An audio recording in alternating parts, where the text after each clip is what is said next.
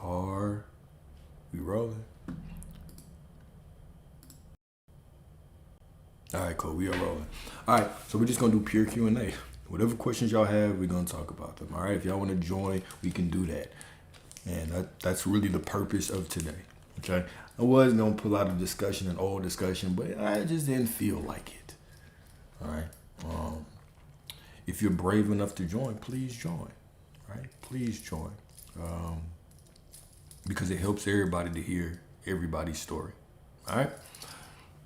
So, thoughts on moving past breaking a promise that you made to God. Well, first is the removal of that separation.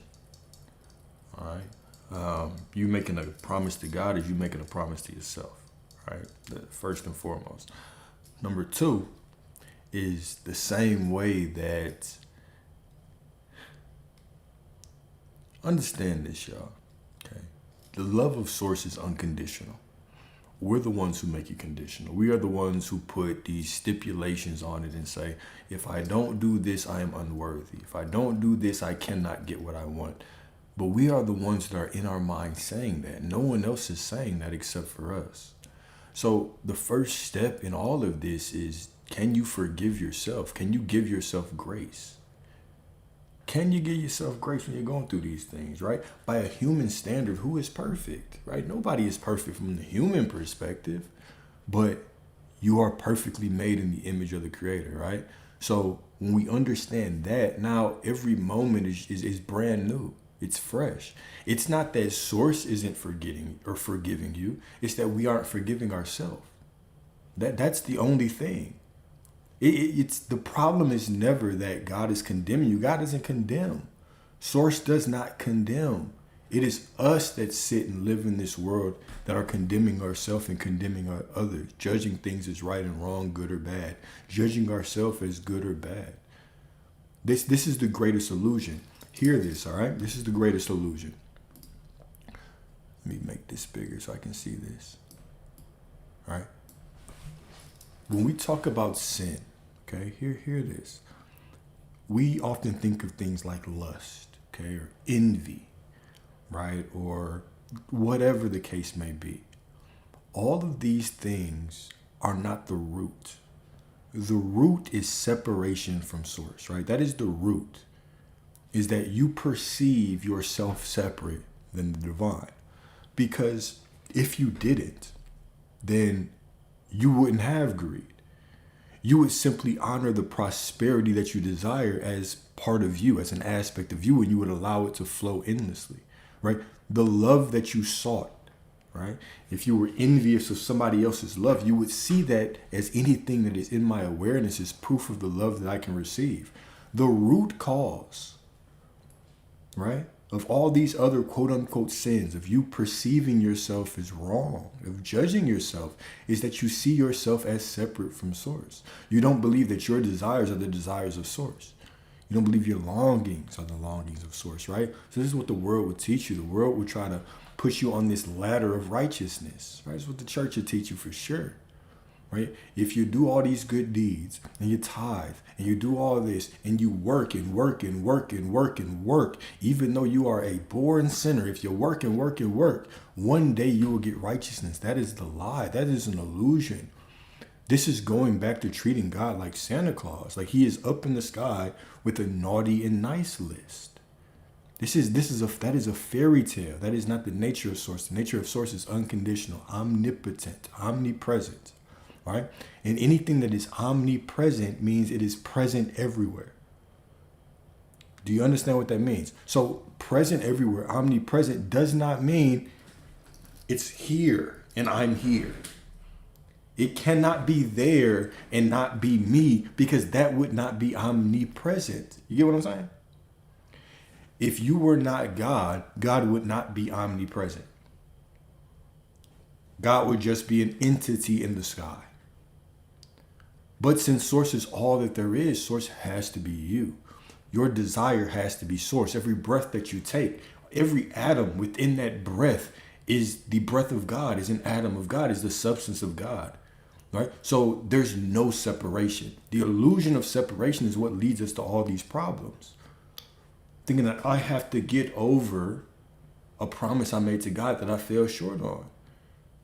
We treat God as if God is condemning you when it's only you condemning yourself. So the question is never about source. Source supports you unconditionally. If you believe right now, if you accept right now that you are less worthy and things won't work out because of something you did, source will unconditionally support you in being that and give you a reality to match. But the moment that you realize that you are absolutely perfect and whole and divine in this moment, the source will unconditionally support you in reflecting that reality back at you. It's always about you. It's always about you, right? It's never about source. You're never being condemned. Ever. You're always being unconditionally loved and supported. That's it. All right. So next question is, how can we love ourselves in the same way source embodies love? All right. Here we go. Okay. So there's two ways that we can look at love. We can look at love from the human perspective. If we look at love from the human perspective, then, well, that might be a little difficult, right? I want you to think about how humans view love, right? Everybody's a love coach these days, and they'll tell you all these things about what men should do and what women should do, okay? And a part of that is, if I love you, okay, and if you love me, then we should be under some kind of control. We should control one another to a certain degree, right? It should have some kind of control over you to a certain degree, right? We make it conditional. If you don't do these things, you're not lovable. If you don't hold yourself like this, then you're not lovable. So the question is never, right? How can I love myself in a human way? Because that implies conditions, right? We have to go beyond the human definition of love, and we have to understand that love is just everything. Love is simply the substance that you are made of. It's not that you have to be love, it's simply that you are love. You are love, okay? That's the bottom line right there. How do you love like source? Will you just accept that you are love? Now, let's go a little bit further, okay? How do I love myself as source? Well, that love will be unconditional because I'm made of love. It means I accept myself in wholeness, in totality, all right? When is the last time that you had a negative emotion and you tried to push it away? Is that accepting yourself, right? When is the last time your thoughts started racing and you were like, oh no, I can't think that thought because I have to be in alignment? Is that loving yourself? Is that seeing yourself as whole? Loving yourself like source is unconditionally seeing yourself as perfect. Now, does it mean that there aren't things that you want to improve on? No. But it means that even when I'm in my anxiety or my fear, my doubt, it's the perfect bridge to get me to where I need to be. It's the perfect thing right now, right? The anxiety could be causing me to what? Reflect on myself, to look within, to give myself grace and love and intimacy, all them things that I'm waiting on. See, this is how we do it. We want these specific people in our lives, right? And so we deny ourselves our own emotions, but we want this person to come into our life and do what? Honor our emotions. Well, do you honor your own? Do you see your doubt or your anxiety or your fear as a perfect part of you, leading you back to the recognition of your divinity? Even my fear is a perfect opportunity for me to say, no, I am love. I can still have a perfect human experience. I can still enjoy my human experience. I can still recognize that I'm fearful in this moment, but I don't have to worship fear, right? It doesn't have to be my God. I don't have to idolize it. Right? Pushing it away, saying, I can't deal with it, right? That's me casting a part of me out of the garden, or casting a part of me out of heaven. The same way that if you look at the metaphysical story of Satan being cast out of heaven. This is what you do every time that you take your fear, your anxiety, or your doubt, or your frustration, or your negative thinking, your quote unquote negative thinking, and you pushed it out. You cast it outside of yourself. You say, no, it's not good. It's not perfect. It's not me. I don't want to deal with that shit, right? You are casting a part of you out of heaven. But all of you is perfect. So I always talk about this, but I'll say it again, right? When we talk about the word demon, right? It translates to the root word daemon. Daemon, which translates to spirit guide. Okay, translates to spirit guide. And the purpose of a spirit guide is to bring you closer to yourself. All right. So we did a discussion where we talked about the difference between angels and demons. And we talked about how everything is within you. There's nothing out there. There's no space out there. There's no SP out there. There's no money out there. There is only you. But when we think things are outside of us, it's very difficult for us to see how everything is for me. If I thought that angels were out there and demons were out there roaming around, right? Oh, I know the devil's just working. The enemy is working. There is no enemy. There is just your illusion of the enemy. But if I think all of these things are outside of me, guess what? I can never believe everything is for me. But when I understand, okay, what is the purpose of an angel? The purpose of an angel is to raise you in consciousness. The purpose of a spirit guide or a demon is to bring you closer to yourself, right? So let's think about this. When you ask yourself, what do I have to believe to be true to feel this fear? You will get greater insight on yourself, on an old story that you've told, on how you have responded in the past to certain stories. And now that your awareness is on it, okay, when you cast your awareness on that emotion, on that story that you affiliate with that emotion, now you can just change the story, tell a new story. Healing is simply your awareness. Once your awareness is on something, it becomes a choice. Once you put your awareness on the fact that, okay, when I go through situations like this, I start feeling frustration. Well, just because I feel frustration doesn't mean I have to tell a story that aligns with it. I can say, okay, yeah, this frustration is just a perfect part of me that's leading me to the opportunity to make a new decision on how I want to choose to view this situation. Right? So this is how we use every single part of us as a bridge. Everything now becomes proof that I am the person I desire to be. Let's give an example. You decide you are prosperity. Boom, I am prosperity. The moment I decide it, the moment I have the desire, I am that person. And now the bill shows up and I feel frustration, anxiety. And now I ask myself, what do I have to believe to be true? And I can feel that story already popping up in my mind. If it ain't one thing, it's a goddamn another. Right? Well, now that my awareness is on it, well, okay, what do I have to believe to be true? I believe God's not coming through for me. I believe this situation is just going to be like everything else. Okay, do I want to follow that story or do I want to choose a different one? No, I want to choose a different one, right? Now, the very act of me changing the choice, the story associated with that feeling becomes the very proof that I am in the new identity. Do you get what I'm saying? Everything becomes proof. I'd use everything as proof. The bill showed up, it's proof. You know what I'm saying? These old situations, they're trying to show up to, you know what I'm saying, break your boy down. But it's proof that they are fading away. Everything becomes proof because everything is only what you say it is. Right? Your entire reality is just made of imagination. If right now you woke up with amnesia, which is ironically exactly what happens when you are born here, is that you go through a spiritual amnesia. Okay? And when you go through this spiritual amnesia and you are walking through reality, what happens is you have two things trying to convince you of who you are. You have the external reality trying to gaslight you, trying to whisper in your ear, trying to scream in your face and say, hey, no, you are this lack, you are this, you are that. And then you have that voice of truth in your mind that's saying, no. You are prosperity, you are source. And you get to choose which one to follow, which one to believe. You always have those things, right? We are a people with amnesia. And everything is trying to get you to remember. One is trying to get you to remember the wrong way or the old way. And another one is getting you to remember the divine way. Which one will you choose? Well, if I know that I have that spiritual amnesia, now I can focus on what I want. I can remember who I truly am. That's it, right? You simply have to make the choice. You have to decide, okay? Which is absolutely beautiful. So you always have these paths in front of you, this path of beauty or this path of the old way. All right?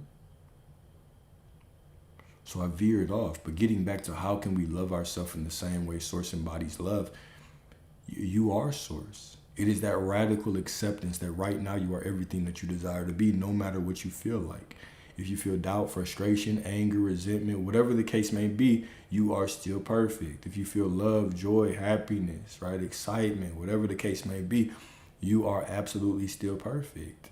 It's about that kind of acceptance of your divine self. That is loving yourself the same way that Source loves you. Right there. Okay? Absolutely. And it's all instant. We've talked about how to manifest instantly, right? Well, are you basing who you are on the external reality? Or are you basing your identity on yourself? Reality is you. There is no as within, so without. There's none of that. Reality is just you. There's no past. There's no future. There's just your thoughts. You saying, I will be this in the future is just you saying, I am not it right now. You dwelling on the past is just creating more of that. But you remembering who you are in this present moment instantly changes reality. This is why your consciousness should be on you. Consciousness, awareness, focus, your ability to perceive, to see, to be. That's all consciousness is. We tend to think of heightened consciousness as intelligence, but that has nothing to do with intelligence. Intelligence is just intelligence. Heightened consciousness is your awareness. How aware are you of yourself being aware? What are you aware of being? Right? So when we talk about raising consciousness, I'm not talking about raising your intelligence or reading books. You can do that. But we see people with all kinds of intelligence that call themselves conscious and speak all kinds of negativity over themselves. They sit there and they'll tell you all this game and they'll say, oh shit, look, but all these people are against me and all these people are trying to bring me down. And then it happens. That's not conscious. That's just information. Conscious is, you will have no power over me if not given to you from above.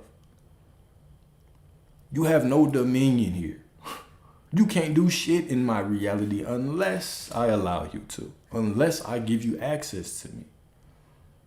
So why would I ever speak that somebody's after me, somebody's gonna bring me down? Why would I ever do that? Because I'm just speaking reality. This is my reality. I am God here. You are God in your reality. You are God in your reality, all right? So how to find faith in the fact changing my story is all I need to do without having to affirm or visualize. Well, how to find faith in the fact. Okay, I got you. How to find faith in the fact that changing my story is all I need to do without having to affirm or visualize. All right. This is a great question because, all right, we can sit and we can look at stories on Reddit all day. You can read success stories until your eyeballs hurt and you fall asleep. You can watch YouTube videos of everybody telling you what to do over and over and over and over again. Okay? But at the end of the day, it is only you that can make the choice that changes your reality. Okay? And I told y'all my process. I tell y'all my quote unquote manifestation process all the time, which simply isn't a process. It really isn't a process. It's just who I am. It's just my state of being. My state of being is I walk around knowing that I am source. And because I know that I am source, right? Because even scripture tells you, seek ye first the kingdom. And then it says the kingdom is within you. So if the kingdom is everything and the kingdom is within me, then to seek it first is just the knowing that I am source. I am everything, right? And so if I know that I am everything, I understand that everything that I see in this reality, it is connected to me. Everything I see, it flows through me and then back to me, right? Everything is just reflecting me in a divine way. It started off within me and now it's out there and now it's coming back. So I just walk around knowing that I'm source, knowing that I am the creator. So no matter what I see out there, I say, okay, cool. That's fine. You can look like whatever, but I am source. All right? This is my process. I don't affirm. Well, let me be very clear. I don't affirm for specific things. I don't affirm for money or for whatever, right? I affirm the knowing of who I am. So I've always told y'all, when I work out, I do affirm, but my affirmations are the same type of affirmations that we do at the end of these calls, right? Where I will list out affirmations on I am the temple of God, I am the dwelling of God, I am the authority of God, right? It is divine remembrance of who I am. Now, from that knowing that I am already the fulfillment of God, this is what happens. From that knowing that I am the fulfillment of God, I am the dwelling place of God. Now, what do I perceive my desires as? If I am source, if I'm the identity of God, because God is pure spirit and I'm the identity of this divine spirit, okay? I'm the identity of this divine spirit. My desires are source desiring to experience something through my identity. So why do I need to affirm or visualize for them? It's already source desiring it through me. So I have no need to do any of that. I have no need to do a process because I am God. You know what I'm saying? So this is my process. This is how I walk through life. Is that I have raised my consciousness, my awareness in the knowing of this fact, right? So when I walk out the house, I walk out as God. When I walk into a situation, I walk in a situation as God, right? That's it. That's it. This is my only process. So how do you get there? Did it happen for me overnight? Actually, it did. I made the choice, right? I made the choice overnight that, hey, look, I'm no longer letting reality run me. I am no longer looking out there for any proof. I'm no longer waiting for anything. I'm not waiting for prosperity. I'm not waiting for love. I'm not waiting for health. I'm not waiting for anything. I'm going to enjoy life fully right now. That was the choice I made. How do you do that? You make the choice. That's it. Is that you have to make the choice to do that. And best choice I've ever made in my life. Right?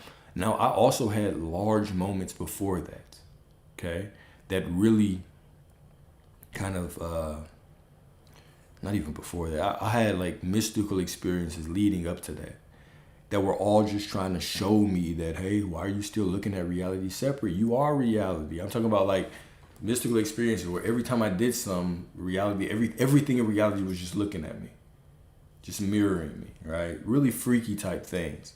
But in ways that really resonated with me, right? Because your mystical experience is always going to resonate with you. All right. So, I had experiences, but it wasn't until I made the choice that, okay, this is it. It was not until I absolutely made the choice that everything snapped into place. And it was a quick snapping into place. It wasn't like months. It was as if people began to tell me who I was to my face immediately. People began to say my affirmations to me. People began to tell me what I started to believe about myself. Money started to come in weird ways, right? All of a sudden, life became me. All of a sudden, life became me, right? Life still, it just is me, right? Even the things that I like, right? So one of the things I enjoy intimacy over large groups. Even these live streams reflect me. They reflect who I am. Right? And I see sometimes when people comment like, hey, you should be big. And I'm like, I am that I am. I know what I like, right? I like impacting people on a more intimate scale. So even these streams are like my pages are just kind of ballooning, right? But these live streams are what I enjoy to do the most. And this is just a beautiful crowd to me. Right? So my entire life reflects me. My bank account is me. I don't look at my bank account. I can't say the last time I looked at my goddamn bank account. I don't. I just know that it's a lot. Right? I don't think about much of like my family's in great health. I told you about my mom, right? She had cancer, stage 4 cancer. Stage 4 cancer was only supposed to have months. This was years ago. She's still alive and well. Just visited her earlier today. We had salsa together. Made her some salsa, right? Life is beautiful. And it's just from the knowing that I am source. Circumstances cannot define me. I define them. Circumstances can't define me. I am the one who walks in the circumstance, walks in that room, and I'm the one who says what it is. Just really think about it. Like even these crowds on the streams, right? They're smaller, they're more intimate. It's like family, and there's not really even that many trolls. There might be a troll once in a blue moon. I want y'all to really think about that. Really think about that. This shit is a reflection of me. Maybe in one of y'all's reality, it's bigger than it is. But in my reality, it's perfect. It's absolutely perfect, right? But it all comes from the knowing that I am source. And from that knowing, everything is added to me. Right? I can change whatever I want like that. I can just choose something different quickly. No problem. Because I am that I am. I know who I am. Right? Now, if I was judging anything based on, if I was judging anything based on a human perspective of myself, well, then I would be like, oh, I have flaws. And I still have this and this, and I'm learning, and times that I feel doubt, and times I fall short. But I don't judge. I do not judge the eternal nature of myself based on anything temporary. I cannot judge the eternal God that I am by a circumstance that's only here for a moment, a feeling that's only here for a moment, a thought that's only here for a moment. That has nothing to do with who I am. That's just what is showing up right now.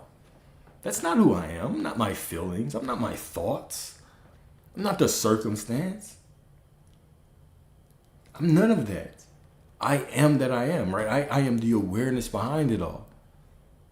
Right? I'm the one who observes the thought. I'm the one who observes the emotion, right? When you say I feel sad, who is the I that you're talking about? That's who you really are. That's who you really are. Okay? So having to reprogram the subconscious mind, is it needed? And thank you for answering. Absolutely. No, it's not. Unless you believe it is, right? Remember, you're always telling stories about reality. If you are not assuming that you are the person that you need to be right now, then you are saying that you're not the person and reality can't give you what you want. So even the nature of saying I have to reprogram something, I have to regulate a nervous system, right? I have to rewire these neural connections. Even saying that is creating an illusion of separation, right? An illusion, separation is the biggest lie. It's the biggest thing. It's the thing that keeps us away from what we want. The more, and this is in everything, right? Let's really break this down, okay? And I got YouTube on over here. That's what I'm looking at. I got YouTube on over here. So I got two chats. The illusion of separation. God is up there and you are down here, right? That's one illusion. That's the illusion that the world tries to push on you, right? That you are a sinner and your perfection is somewhere in the future and you have to always strive for it and beg for it and climb the ladder of repentance and do all these things, right? That is separation. It keeps you away from your divinity, all right? All of these things are illusions of separation. Subconscious reprogram. It's an illusion of separation that right now you are not worthy and your worthiness is in the future. All right. And anything that implies, like I always say, okay, what a limiting belief is anything that implies that right now you are not the person you desire to be. Okay. Anything that implies that is a limiting belief and it is meant to be X'd out. Okay. That's it.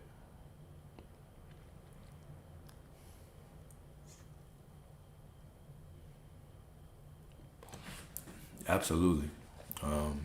Synchronicities are you for sure. For sure, right? Because reality is just you. It all flows from within you. It's all you. Okay? Who is even the one who says it's a synchronicity? It's you, right? You're the one who identifies something as a synchronicity. It is you. Like I'll tell y'all, like I do, right? I've created my own synchronicity, certain things that I know are meaningful to me. Right?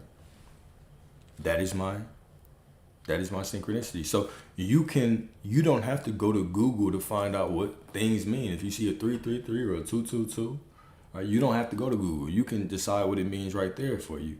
And now every time that shows up, right, that's the conversation between you and source, because you are source. There's nothing out there. There's nothing out there. Even the synchronicity that you see, that you think you see out there, it's not happening out there. It's simply a manifestation of you. And then you recognize it as something special, and then you believe more. It all comes back to you. It's just a trickle effect. You see how everything is just this mind fuck, right? Like there's nothing happening out there to prove anything to you. You're the one who's giving everything meaning. It's all meaningless. It's all meaningless. You seeing a 333 on a license plate is absolutely meaningless. You the one who gives it meaning. You seeing your favorite car the moment that you decided you wanted a car is not a sign. But you make it a sign, so it is a sign. It's all meaningless until you give it meaning. You can give anything meaning. You don't just have to give those things meaning. You can give whatever meaning. You can get every time you feel a certain type of way, that means money's coming. Why don't you say every time you feel anxious, that means money's coming? You can do that. But instead, what do we say? We say every time I feel anxious, I'm not in alignment. And you're so divine that all of a sudden that becomes your reality. Why do we do that? I really think about that, y'all. You are the one that gives everything meaning. Everything is meaningless. This world is a blank slate until you input your consciousness into it. What I'm saying?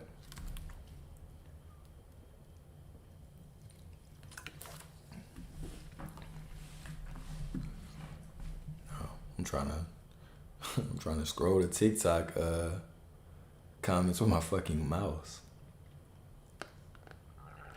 Can we agree that you're worthy while also reprogramming old beliefs? Sure, you can. But I mean, you can.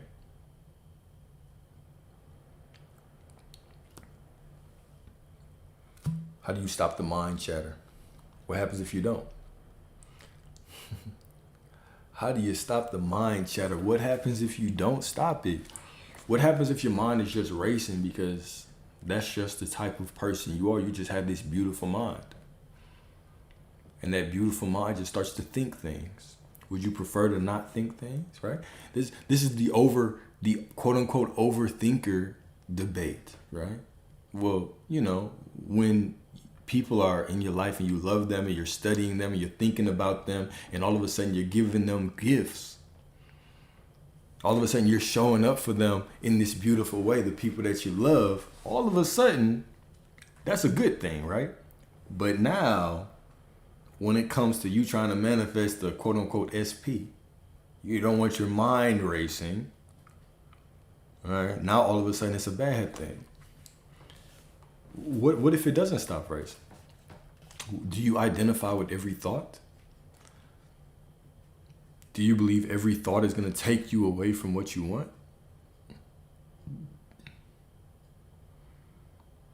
Your thoughts aren't even you.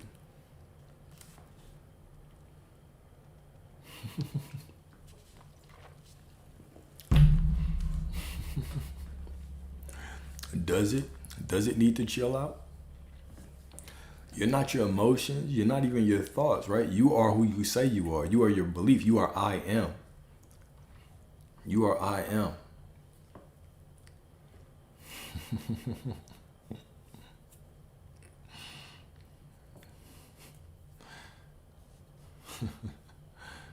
You are what you say you are. But if every belief makes you change who you say you are, that sounds like your problem, right? That sounds like that right there is the issue. The issue is never your thoughts. The issue is never your emotions. Your emotions and thoughts are perfect. The issue is always who you are being behind them. Are you being the person that wants to follow and run after every thought? I mean, you have 60,000 of them a day, y'all. It's a lot of running. That's a whole lot of running. How many emotions do you have every day? Are you trying to suppress all of them and control all of them? It's like herding sheep. Running around after every thought and emotion. Put your ass in a psych ward doing that. That's not the route you need to take. You need to understand that you are perfect no matter what you are going through. You are perfect no matter what you feel or you think. It's like if right now you were to turn off all the lights, turn off all the music, like no distractions, no phone, no book or whatever, and you were just to sit there and watch your thoughts, you would see, or you would have all kinds of things cross your mind. You would have old song lyrics, old movies show up, right? You would start thinking of that woman you kind of forgot that blew your mind about 2-3 years ago. You would start remembering all them tricks she did. You would start remembering all kinds of things. You're not all of those things. You're not all of those things. They're just flowing through you. You're not every song lyric that pops up in your mind, but you get to choose what you identify with, right? The same way that you can watch a movie and you can sit here and we can talk about the movie. We can talk about it, right? I just can't believe Tanjiro, you know what I'm saying? I just can't believe he beat Akaza, right? You can sit there and say that it's not going to happen in your reality. Why not? Because you don't identify as that. Because you don't identify as it, it has no power, right? This is why Source even says, or Jesus, representing I am awareness, said, you would have no power over me if not given to you from above, right? It doesn't matter what you think, doesn't matter what you feel, doesn't matter what the circumstance looks like. It has no power unless given to you from above.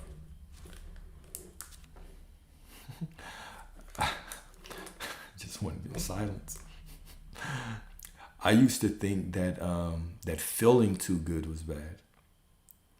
I literally used to try to sit around. If I felt too good, be like, oh shit, can't feel too goddamn good because then I'm gonna feel bad soon, and you know I can't be too excited because that implies I don't have it, and I gotta be like, damn, Alex. Some of the rules that I had in my head when I really think about them, like, bro, what are you doing? Why are you acting like that? I always tell y'all, right? When I knew I was too deep in manifestation, when I knew that I was too deep in the manifestation game was when, you know what I'm saying, it's the middle of the night. It's midnight, right? And I'm in a bathtub with candles lit, right? With spices in the bathtub, right? With low music playing, sitting here chanting things with a pink ribbon. That's how I fucking knew. I said, I remember in the middle of just being like, oh, okay, bro, what the fuck are you doing? Why are you here? What is going on? It's like, oh yeah, you way too deep in the game right now. You are way too deep to be doing that, right? But if you don't realize that you are the power, if you don't realize that you are the power, then you're constantly going to be doing the incantations, believing that they're powerful, right? You go from worshiping a God in the sky to you go to worshiping your affirmations or worshiping your visualizations. Oh, I got to get home so I can visualize tonight. Did I do it right? You know what I'm saying? You'll drive yourself crazy doing that. Oh, I just feel bad. I have to affirm through it. Don't even allow yourself to feel bad. You're just trying to focus your thoughts. You don't even want your thought to go away. You just try to affirm through it. Wow. Like you'll end up a lot worse doing stuff like that. You end up a lot worse doing stuff like that. But the paradox is that once you stop doing all that shit and you just know who you are, everything unfolds for you. Now, you can do that. Like, you can, like, force your... I'm not even going to say that because I'm not even going to say that because our discussions have evolved long past it. I'm going to say it. Let's say that you sit there and you just affirm all day long for somebody and they come back. Okay, let's say that. Why I don't like that is, number one, absolutely, it's exhausting. Number two, if they actually show up, could you actually maintain them? Are you in the state of mind to do that? Meaning, if y'all have an argument or disagreement, how will you get through it? Will you just sit there and try to affirm your way through it and not be able to listen to them? Or can you actually be present knowing that you are source and it'll all work out? Like that's the issue, right? That's why it's this constant push, right? In our discussions, I'm constantly pushing, right? We're constantly having these discussions that are pushing you towards you are source. Because from that knowing, you can have everything. But when you outsource your power, when you give your power to the affirmations, like now every situation that you're in, you're going to try to affirm through it. And you believe that the affirmations are power. So if something doesn't go right, I can just affirm 1 billion times, walk around with a clicker, affirm. That's not even the life that you want. You can't even enjoy life like that. Right? You'll do that and it'll be at the expense of your relationships, your family, your free time, right? People will get on this manifestation journey. People will get on this journey and they'll just lose time. Right? I've been there trying to get a specific person. I've been there, right? You go into this journey and 3 months later, you look up and it's like, where did the time go? You try to get the money and it's like, damn, where did the time go? I just been sitting around affirming and visualizing every night and trying to focus on my thoughts and control all my thoughts. And life has just been passing. Can't go out tonight because I don't feel good because I got to affirm and visualize and journal. I got to do all of my processes and techniques. That's a tough life, man. That's not fun. That's not what you came down here for. Just put it like that. That's not what you came down here for. Okay. The example that I always give or how I always explain it is we start to make other people these false idols. Like you come across manifesting, especially like a specific person, and that person becomes God. You wake up in the morning and the first thing you're thinking about is, did they hit you up? Okay, if not, okay, I gotta affirm more. So all day I'm sending all of my affirmations to this person like they are God. Then before night, you're visualizing to them like they are God. And then if you feel bad, you don't even want to feel your own feelings. You try to push it away and feel better because some old dude on YouTube said that you have to feel good to get it.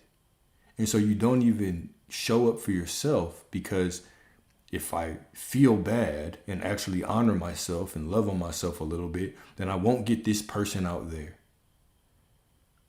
So now you're walking around on eggshells with your damn self. You don't want your thoughts to go down this path because if I just allow myself to think, I won't get this person out there. So we start to make our entire life about this person out there. I know. If it sounds familiar, it's because I know. This is why I'm so passionate about the shit I say, because I know. Right? I know. So when we go down that path, it's a miserable path. And it's doing the one thing that it's absolutely against what we talk about, all the discussions we have, which is that you are the center, right? You are the source. That person out there doesn't even exist. They're just a fragment, a reflection of you. And if I'm constantly sitting here and making them my guide and I'm chasing them energetically, constantly like reality has to reflect what I'm doing. So me chasing them down is the affirmation that I am not them or that I'm not the person that has them. They are source and I'm the seeker.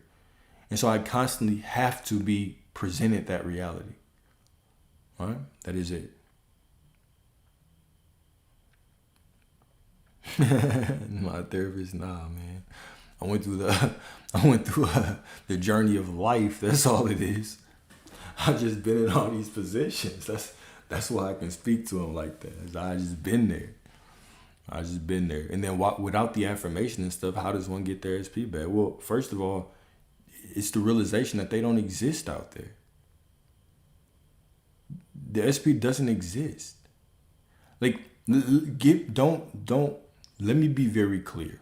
I'm not against affirmations and visualizations. I'm not against them. I'm against putting the power in them, right? And SP stands for specific person, right? I'm not against visualizing. I'm not against affirming or journaling or any of those things. What I am against is you forgetting who you are. That's what I'm against. Do all those things, but do them from the knowing that you are the source, you are the power. Affirming without knowing you are the power is like trying to drive a car with no engine. That's it. It's like trying to use that Rose toy that y'all got with no fucking batteries in it. It doesn't work. It doesn't do anything. It just leaves you disappointed and longing for more. That is it. That's it. But when you know that you are the source, now all of those things can work out for you. When you don't know that you're source and you're putting all of your faith into the affirmations and visualizations, well, it can't work. It can't work, right? Because typically this is what's going to happen. If you put your power into the affirmation and the visualization, you're going to be doing those things and you are going to be looking out for proof to see if they worked, to prove to you that they're working. Because you can't just trust anything out there. You need some kind of reinforcement for it, y'all. Think about that. You do those things looking and peeking out to see if something changes. And the truth is that nothing out there is going to prove it to you. You think you want proof from out there, but you don't. Because it doesn't matter what showed up out there. You would still be like, I don't know if it's working. I don't know if it was the affirmations or not. I don't know if it's the affirmations or not, Alex. It is the choice that you are already the person that you desire to be. That is what adds everything onto you. So when you're putting power in things outside of you, affirmations are something outside of you, visualization is something outside of you. When you're putting your power in those things, well, it's fleeting. But when you actually put your focus on yourself and know that you are already, when you become the proof that you're looking for, manifestation is instant. When you stop looking as the world is separate, this 3D, right? We think that the 3D is something that we just have to fucking like endure. I just gotta make it through the 3D just another day. Oh God, the 3D is so miserable. I'm so tired of it, right? When you do that and you just see the 3D as some monstrous thing that you just have to endure, first of all, it's not separate. That's an illusion. Okay. Second of all, now you're just going through the motions in life. Months pass. 6 months pass. All this time passes and you're not even enjoying life. But it's not separate than you. It is you. It's a reflection of you. And so the sooner that you realize that, oh, it's just me, okay. Now manifestation becomes instant. Okay. Let me put it a different way. People talk about quantum leaping, and I don't really like to distinguish quantum leaping and manifestation because it implies separation again. Like if I do something, then I can really jump. But if I do another thing, then I can just barely jump, right? When it's all the same. Okay, I was gonna zoom through this. Let me go on and take my time. Okay, let's make love to this topic. We're not gonna rush through it. All right. The nature of reality is this. You believe that reality is this flowing video, okay? Where you are walking through reality and reality is fluid and you're moving through it. But you're not. You are not moving through reality. Reality is moving through you. Let's explain, okay? Have you ever seen The Matrix? If you ever seen The Matrix, whenever Neo's waking up, he has to be unplugged. And he's in like this cocoon type thing, capsule type thing, right? And all these humans are in these individual capsules and they're just asleep and they're plugged into the Matrix, all right? Imagine you right now dreaming. Okay, imagine you truly go to sleep tonight and you have a beautiful dream. In that dream, objects feel real. Time feels real. Life feels real. It becomes difficult to tell that you're dreaming until you wake up. And you realize I was moving through time.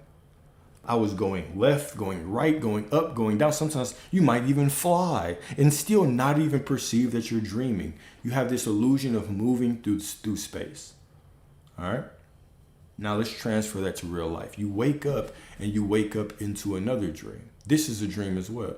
You think you are moving forward, but reality is flowing to you. All right, do it. Let's do an exercise. Right now, if you close your eyes right now, you can still feel around you everything.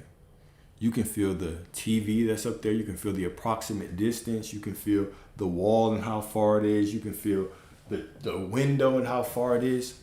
How can you do that? How can you do that? Because that is just all your consciousness. Okay? This is just consciousness. This is all it is all these items are made of your consciousness. Even when you close your eyes, you still perceive that you are in this same place, and your consciousness still builds the illusion around you, eyes closed or open. Okay? So, in this waking dream, you are not moving forward and backwards. You are simply sleeping and perceiving yourself to move forwards and backwards. Now, how does the movement of forward and backwards happen? Up, down, left, right, forward, backwards.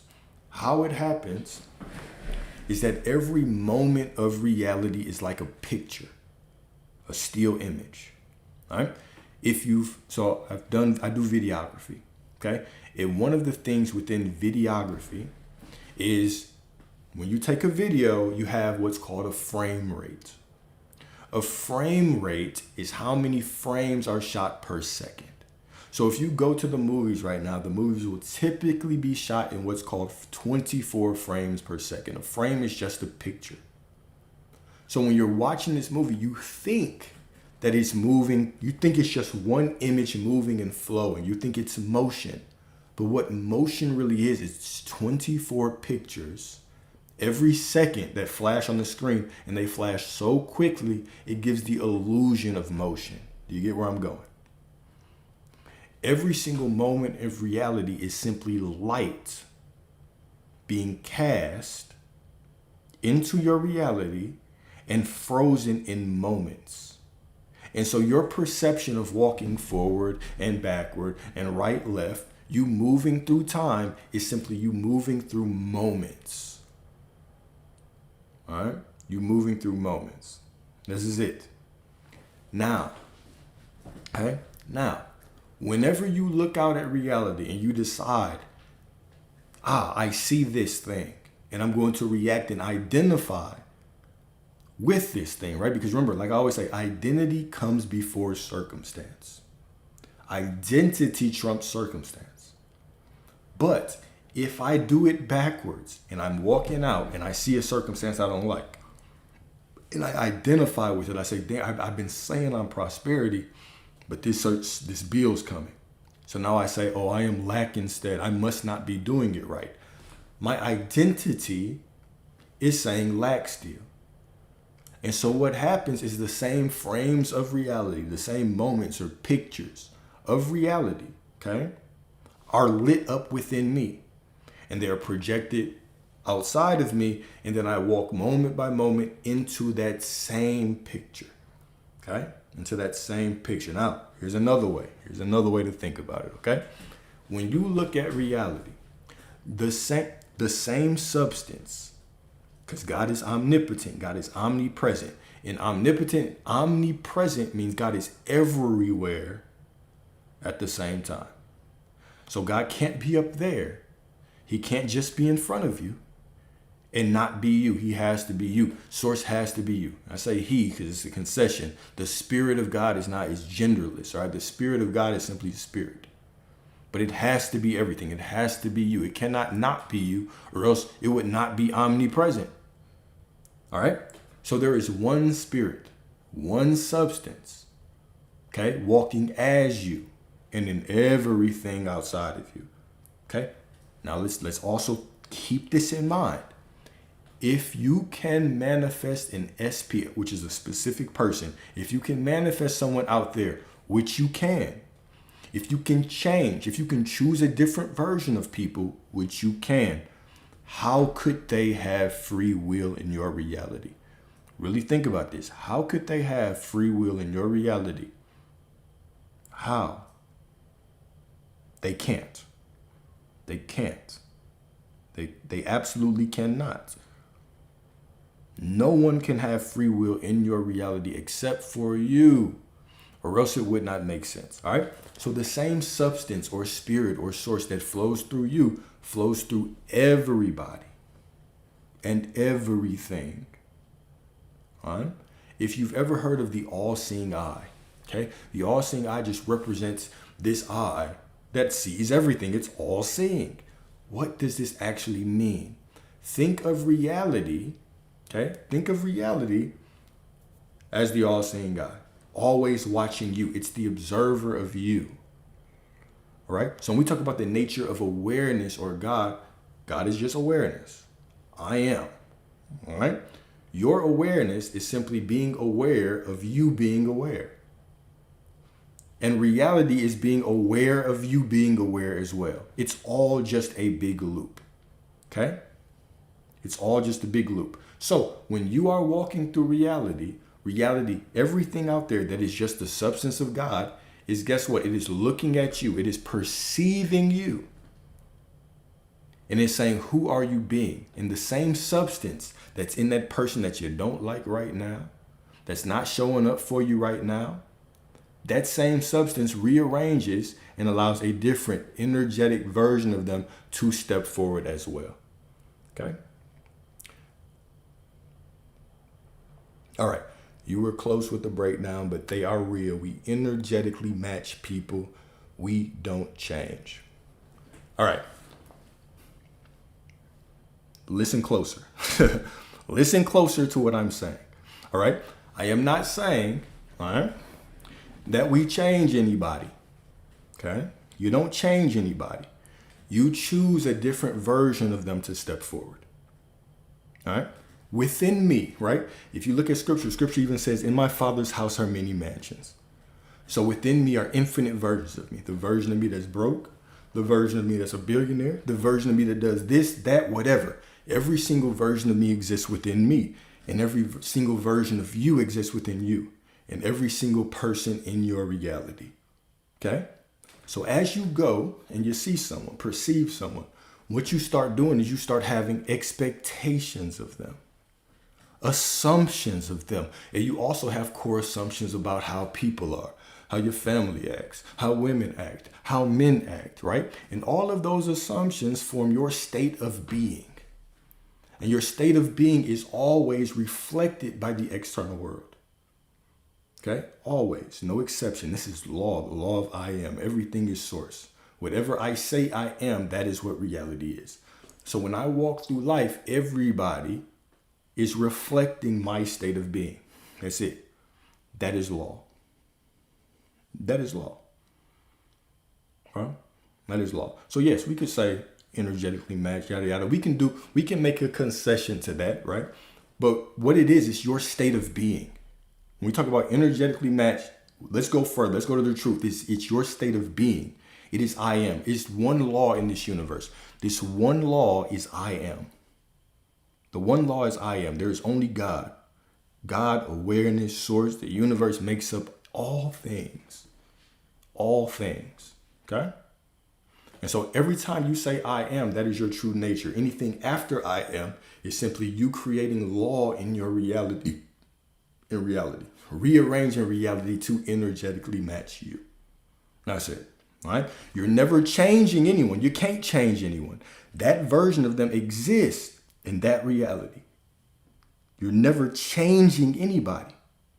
You simply go through reality, and based on who you are being, you choose a different version of them to step forth, right? So think about it like this. When you begin to see people as perfect and beautiful and divine, you give them the energetic space to actually grow, right? If you want to think about it from a limited period, if we want to do a concession to that, right? If we want to think about it in a reduced way, we can say your seeing of them as perfect or in the way that you want them to be gives them the energetic space so a new version of them can step forward. That's what it is. Okay? That is what it is. You're not changing anybody. You can't change anybody. That is God. Creation is done. It's finished. All realities exist. Every single possible combination of outcomes exists already. You are simply using your perspective to choose. You're not changing shit. You are choosing. Okay? You're choosing what you want.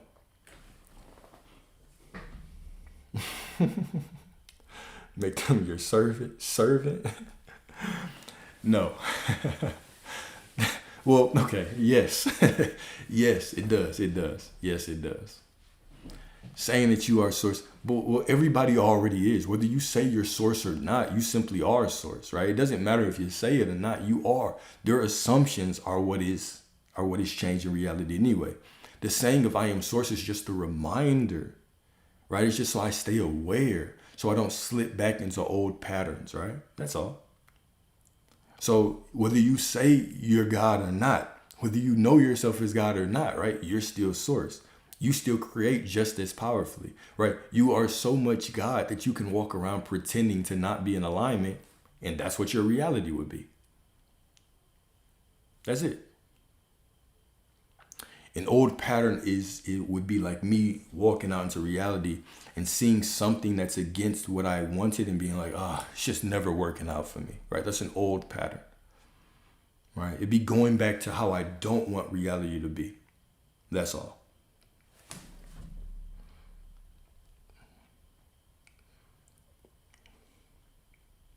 Well, a health condition they say is incurable or impossible. Well, I mean, you can look up the placebo effect for that, right? Go to the placebo effect, right? Just Google the placebo effect and you'll see all kinds of examples of God.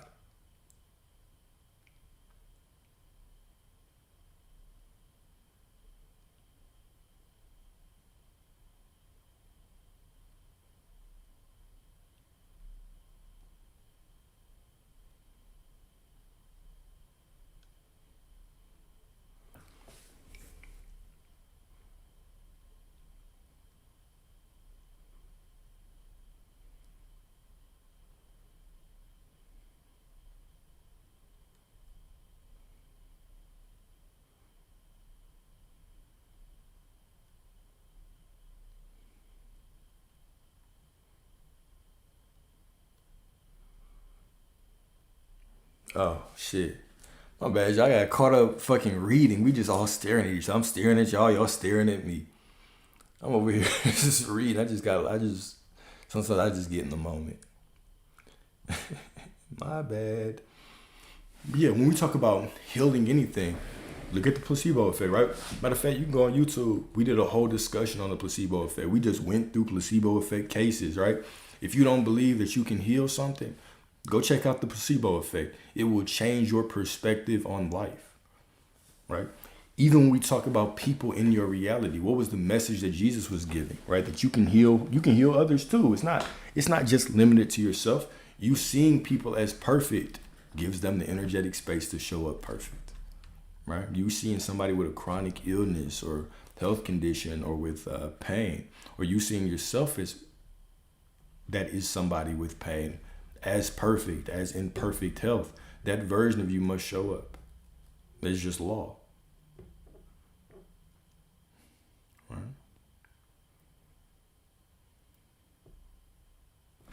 Yep. If you say that you are getting an apology and that y'all are back together, then that is what's happening, unless you say something otherwise. That is what's happening, unless you say something otherwise, right? You always get to choose your story. All right. Fantasize and never got me nowhere. What does it mean to know I'm source, that nothing will go wrong, or even when things do go wrong, that it's for my own good? And if it is for my own good, what exactly does that mean? All right, cool. Let's break that one down. What does it mean to know that I am source? It simply means that I am conscious now, that I am the one who walks through reality and chooses what everything means.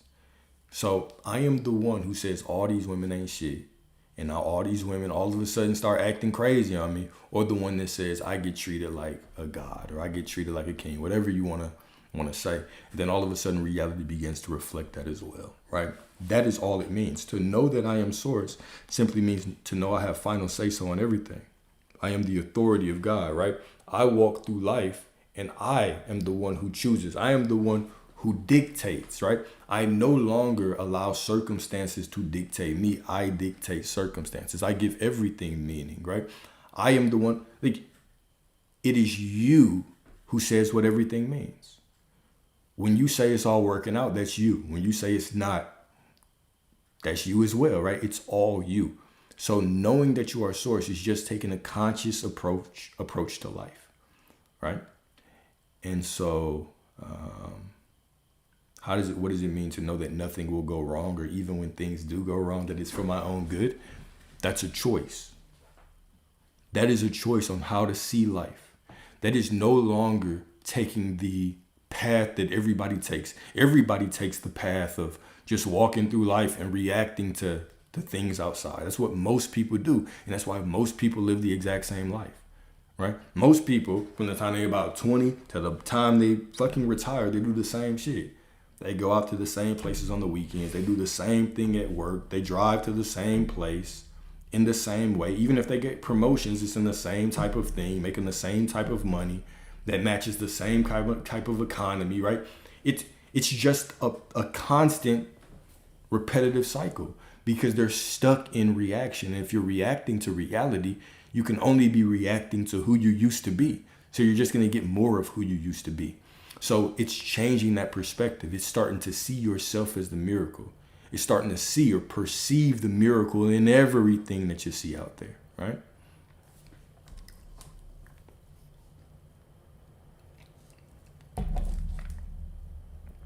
And if it's for your own good, right? What does that actually mean? I love that you put the quotes around the word good, because good is relative. If you went and you asked 10 people to define prosperity, you would get 10 different answers, right? Some people might say to live in a city, in the high rise, to have just enough. Somebody might say a billionaire, right? You're going to have all of these different perspectives on what prosperity is. But fortunately, before you ask, I will answer. Fortunately, Source already knows that for you. So your definition of prosperity is perfect for you. You already know what it is. And if you already know what it is, God already knows what it is. And if you don't even know what it is, God already knows what it is anyway, because God is you. Right? So leaning on the knowing that everything is going to work out, it's all good, everything happens for my good. That is just resting in the knowing that Source knows me better than I know myself. I don't have to do anything. I simply need to be still and know that I am God. All right? And then I'm also streaming on TikTok right now. And Instagram. TikTok and Instagram.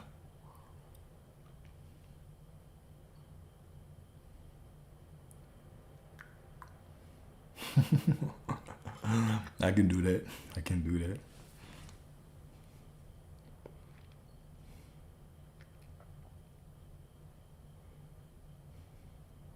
All right, I'm gonna talk to y'all about this trade and shit, cause I see y'all right there talking about blowing accounts and shit. All right, first of all, what is the mindset that y'all have when y'all are blowing these accounts? Do you actually have the mindset of prosperity?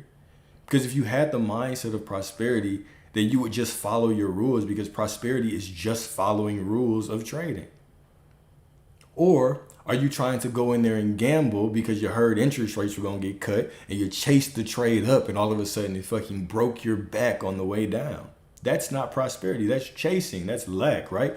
That's not knowing that I am the money. That's me trying to get reality to show me the money so I can be the money. I know y'all were chasing them Fed rate cuts around today. As soon as I saw it go up, and I said, oh yeah, multiple people just blew accounts today on that shit. Prosperity, right? The mindset that I made, especially with trading when it came to prosperity, was when you believe your prosperity, right? Or when you're trying to believe your prosperity, but you're still basing your worth on the external world. Oh, it's easy to chase a trade. Think, oh, this might be the one that breaks out. And then you end up trying to chase a breakout when that motherfucker reverses all the way back down to hell. And you're sitting there holding it thinking, oh, it's going to bounce back up at any time. because you put all of your prosperity on this one move instead of knowing that you are prosperity. And if you know that you are prosperity, your prosperity isn't based on this one move, this one trade. My prosperity, like, how do you even define winning and losing with trading? Winning and losing in trading is you win if you do things right, meaning you follow rules. That's winning. Following rules. A loss is not following rules. If you made money and you didn't follow rules, that's a fucking loss. You lost because that's not your money. You're going to lose it anyway. Because the market won't reward you like that. That's not how prosperity comes. Prosperity comes from the knowing that you are the prosperity. And if you know you are the prosperity, you're not going to be in there like a gambler. You're going to take what it gives you and you're going to get the hell out. And when you're wrong, you're going to cut your losses and you're going to leave and you're going to wake up another day because you are prosperity. You are prosperity.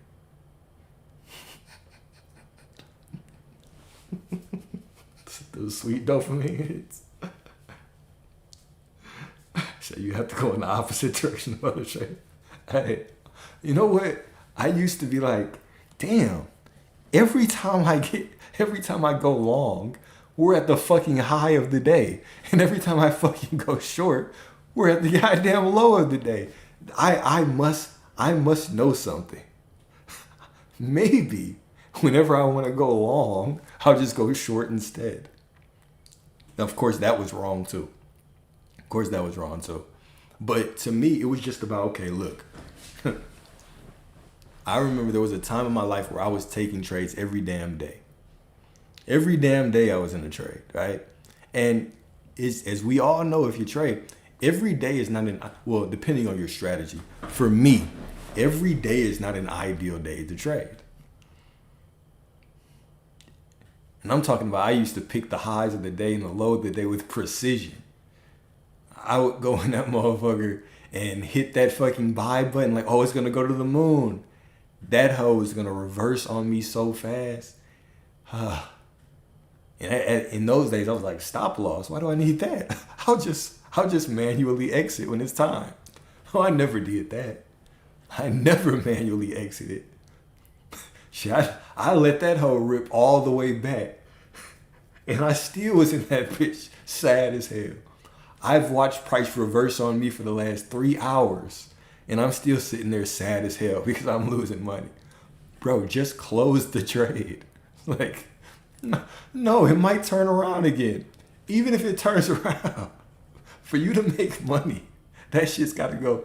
And I remember, anyways, long story short, it was not until I started judging wins and losses differently. A win is not making money. A win is not fucking making money, bro. A win is sticking to some kind of plan. It is before I get there, I say, this is my profit. This is my stop loss. If it hits my stop loss and then it goes to my target, I'm out. I have to live another day, right? I have to. That is my prosperity. So when I started to judge it that way, things changed. But when I was judging a win on making money, oh, you can make money and still do some fucked up things in the market. You can get in at the wrong place. You can chase the market around and you can make some money for a little while. You might have a good week, a good 3-day streak. But best believe when the market starts chopping your ass up and you're just throwing more and more money into a losing trade, over leveraging, no stop loss, trying to move your stop loss because the price is consolidating or because the price is pulling back on you. You're trying to move your stop loss around like, I'm going to give it a little bit more room to breathe. Oh yeah, you about to get your ass fucked in the market. Get ready. Enjoy the pipe you about to get. If you do not go in there with a plan, good luck. You hear people losing money people sit in the market and lose money for years. It's not the strategy. It's because you're just going in that motherfucker doing the same shit you were doing the first day. You're just in there for the thrill. You're addicted to losing money. You're in that shit for the absolute thrill. Just riding the roller coaster of losing. Just let me throw my money on. Like, you have to get out of that mindset. You have to. The thing that clicked with me, it wasn't like one day I woke up and became a good trader. It was just like trading is just like everything else. It's like every single other thing in your life.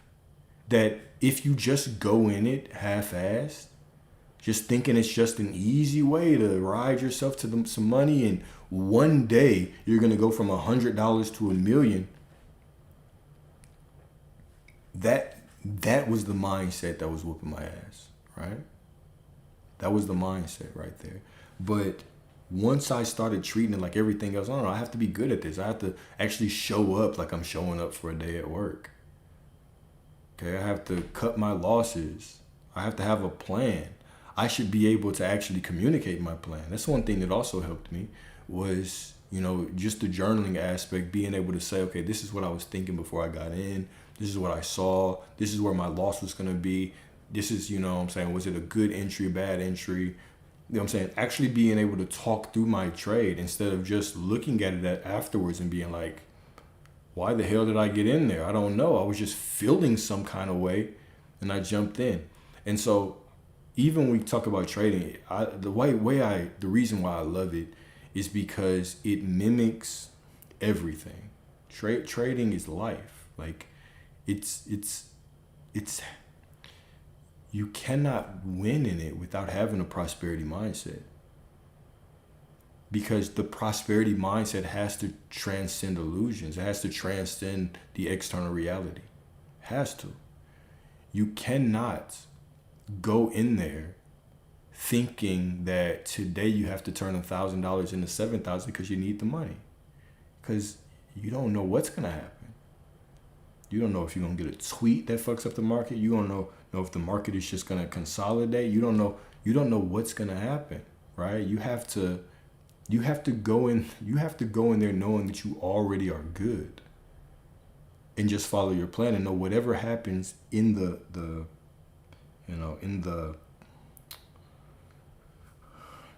whatever happens within that plan, within executing that plan, is perfect.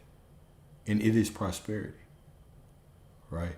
And that is the mindset that wins. Anything else, to me, didn't work.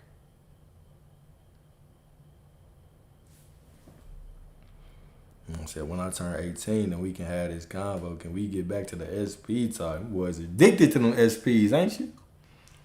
Ain't even 18 and you're already addicted to the SP. That's not a good look. But yeah, I trade.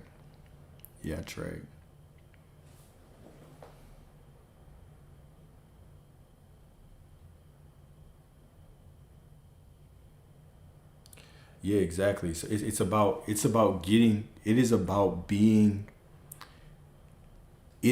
treating it like everything. Right? Like, how do you get good at everything? You treat it like a skill. You treat it like a skill, right? I had to call you out. You tried to call me out.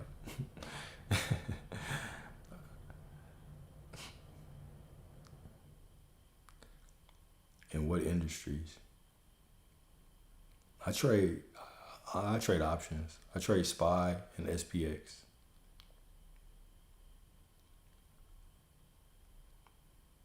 Yeah, the market exposes everything. But here's the thing, y'all. When we talk about the market exposing everything, think about it like this.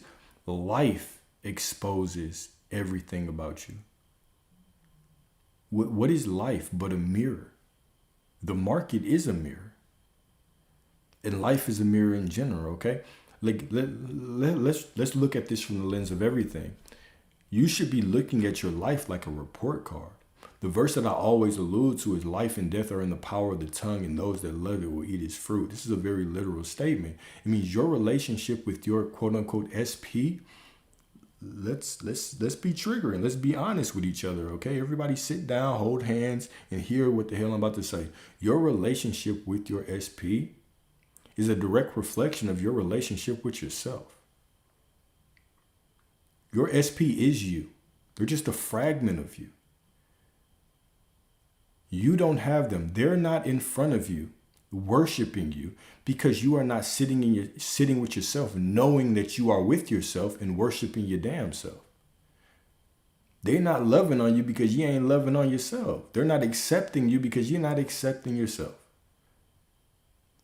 Your money, right? And SP means specific person. If you want to manifest a specific person, your money is a direct reflection of your realization that you are prosperity.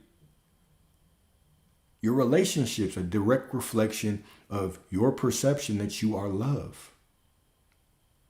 Your housing situation, your car, direct reflections of you. Does your life reflect, right, what you want? Or does it reflect what the world's been programming you to think? This has never been a journey about anything outside of you. That's where most people miss, is they make this a journey about getting things. About, oh, that person out there, once they come back, once I have this SP, right? Look at y'all. Right? Think about that. You got all these SP questions, right? How do I get this person? I don't want to talk about that right now. Let's get back to the SP, right? Like, damn. When you make other people your God, when you decide that you cannot be fulfilled or whole or loved or satisfied without them, when every time you see a thumbnail that says manifest your SP overnight, you can't wait to click on that shit or save it for later, put it in the watch later playlist so you can get home and you can binge. If that is your life right now, no wonder you don't have them. Because what are you doing? You're constantly affirming that I don't have. I have to do something out there to get it. When that SP that's not even that SP that doesn't even exist, they're just you, is simply waiting on you to decide you have them so they can show up. I want y'all to really think about this, okay? Let's break down this story. There was a time when you and your SP were great, or else they wouldn't be your SP. There was a time when, oh my God, you guys had all the LOLs and LMAOs together. You were just giggling to sleep. You saw them as perfect in this present moment that you were with them. Because this present moment right now is the same present moment that you were in with them, right? SP just means specific person, right? Specific person. In this present moment, when you had them in the past, guess what? You loved them. They loved you. You enjoyed their time. You were starting to think about how this is so perfect. This person gets me. We're so connected. You were in the present moment, and then something changed. And you started thinking about the past. I hope they're not like this too. You started thinking about something that they did in the past. You started getting stuck in the past.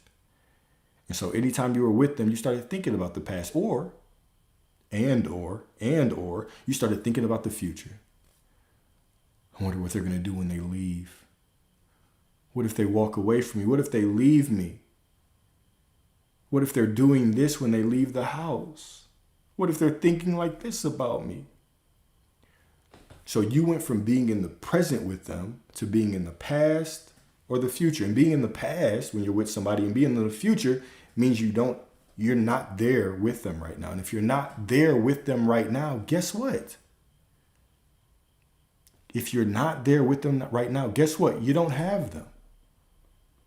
You can only have what you're present with.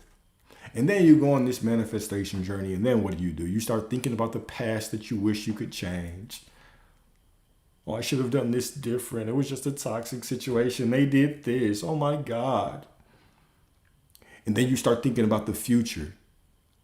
Oh, how can I change them so they can come back? I just want them back in the future. I got to find another video or another technique. You're not even being in the present right now. And the only time that you would have them is this present moment. Or you're unaware of your actions and cause bad things, sure. But even that means you're not present. It all comes back to your presence. You can only be aware of your actions by being present, by enjoying the present moment, by realizing that right now when they're in front of you, it's perfect. Right now, in the spot that you are in, you have everything that you desire right now.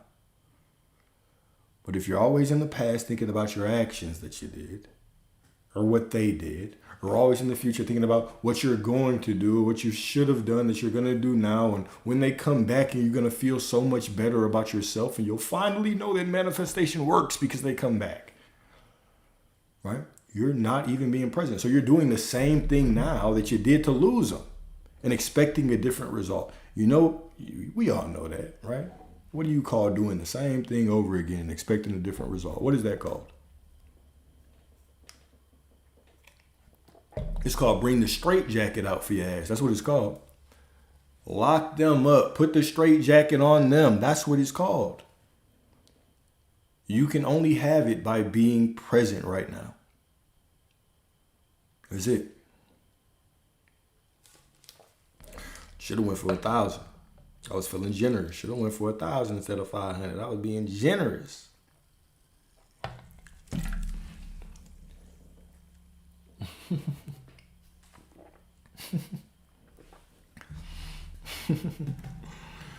Want your cottage man?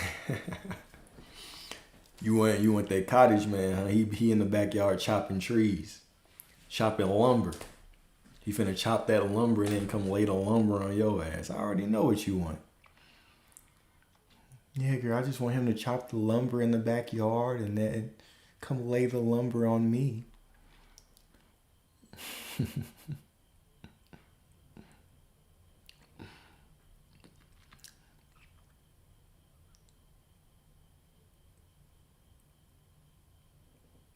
I know what he meant, but I'm still gonna translate it the way that I want to translate it.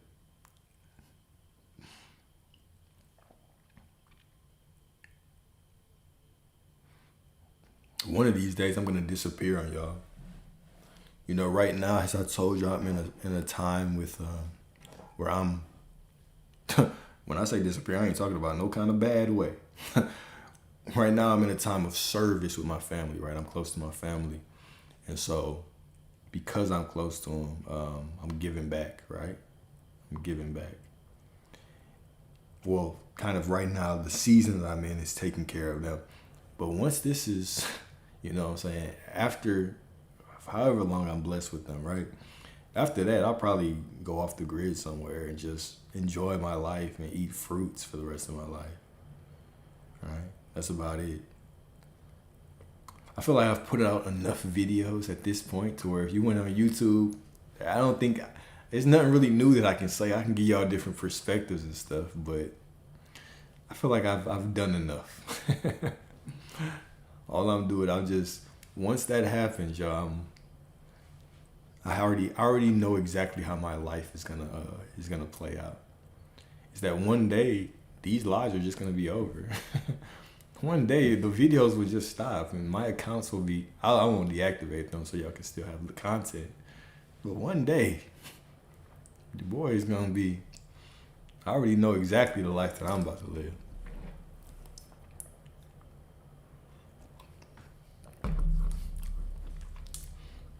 Nuh-uh, I'm still gonna, I know who you are, bro. I'm just still gonna use I'm still gonna say what I wanted to say.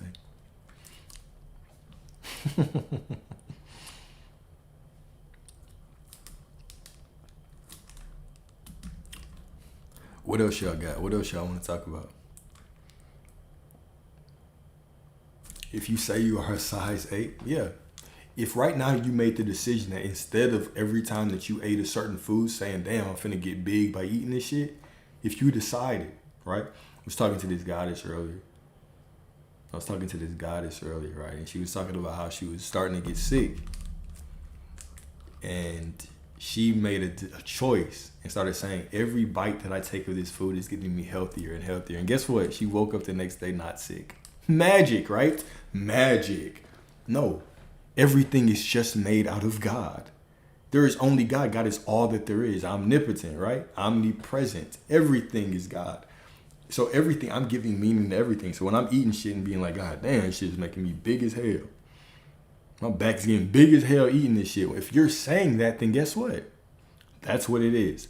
But if you are simply saying, oh, every time I eat, you know what I'm saying, the abs are getting tighter, the biceps are getting bigger, right? When you start to say that, that's what it is, because it has to be, because your word is law. You cannot say that your word is law and that your thoughts and beliefs create reality in one area and then say, oh, but in this area it doesn't. This is how deep it goes. This is how deep it goes. The chair that you are sitting on is made of God. The apple that you eat is made of God. That mozzarella cheese stick that's been stuffed in the bottom of your freezer for the last 18 months. So it's down there with fucking freezer burn just looking at you like, help me. That motherfucker there is made out of God as well. Everything. But what is the story that you attach to everything? Okay? What is the story that you attach to everything?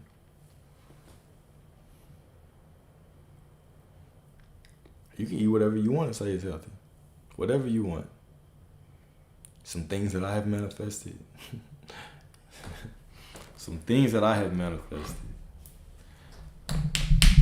I mean, shit, my whole fucking life. Yeah, I manifest a fat ass bank account where I don't have to check my money anymore. I guess the one kind of most miraculous thing that I experienced that kind of led me on this journey was I was gonna get evicted, right? I was going to get evicted. I didn't have a job. Y'all have all heard this story, but I'll say it again for anybody who hasn't heard it. Cause I know sometimes y'all need proof. You know, be like, hey, bro, you got to tell me something about you to let me know that you qualified, right? We always want proof, so I got you. All right, so I was in a situation. I didn't have a job, okay? Wasn't working. I was driving Uber Eats at the time, okay? And I was in a spot. I was months behind on rent, and I was gonna get evicted. I owed them about $7,000 and like $7,200. And so at that time, I was just telling myself, I have the money, I have the money, I have the money, I have the money. The money is mine, it's paid for. Matter of fact, it's paid in full was my only affirmation. Those 4 words, it is paid in, it's one word. So I could say 5, but it was, it's paid in full. That was it. So I stuck to that story. I felt doubt the whole time, anxiety the whole time. Here's the thing, I was still following the rules of this reality that I was in, right?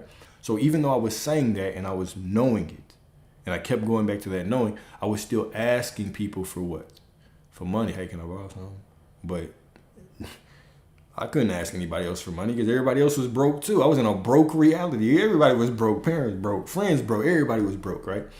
So, of course, I couldn't get anything that way. And then I could not make the money driving Uber. If y'all have ever driven Uber, or if you still do, Uber helped me a lot. But, you know what I'm saying? It gave me like certain benefits too. Like I was able to do like dental stuff as well. But it's not a lot. Right? I might make $150 a day on a good day. And then a lot of that has to go back to gas and shit. So it was just tough. The miracle happened when I got the note I had to go to court. Then court came. I couldn't go to fucking court. And then I got the notice that I have to move out. All right? And so when I had to move out, I went, and the day of, right, I went and checked the balance. Because whenever I logged in to pay, you couldn't log, if your balance was behind, you couldn't log in to pay because you had to make a whole pay. You couldn't make a partial payment. Yeah, I knew all this shit. I was the king of paying shit late back in that day, right? So you couldn't make a partial payment. So you have to call into like customer service to pay it. And I knew this, but I was just checking. Someone was just like, check. Just check. Because it's paid in full. When I checked, it was already paid in full. Okay? Already paid in full. When I called them, hey, who paid this? They couldn't tell me. But it's paid in full. I don't know what happened. I don't know where that money came from to this day. And after that happened, I was speechless for a while. For hours, right? I felt like, is this a joke? But the liberating moment of that experience was I no longer looked at reality to prove anything. I had it. It was paid in full. it was paid in full, whether I saw it or not. Whether reality showed it to me or absolutely not, it was paid in full. That was the revelation. Now, the interesting thing about that, okay? The interesting thing.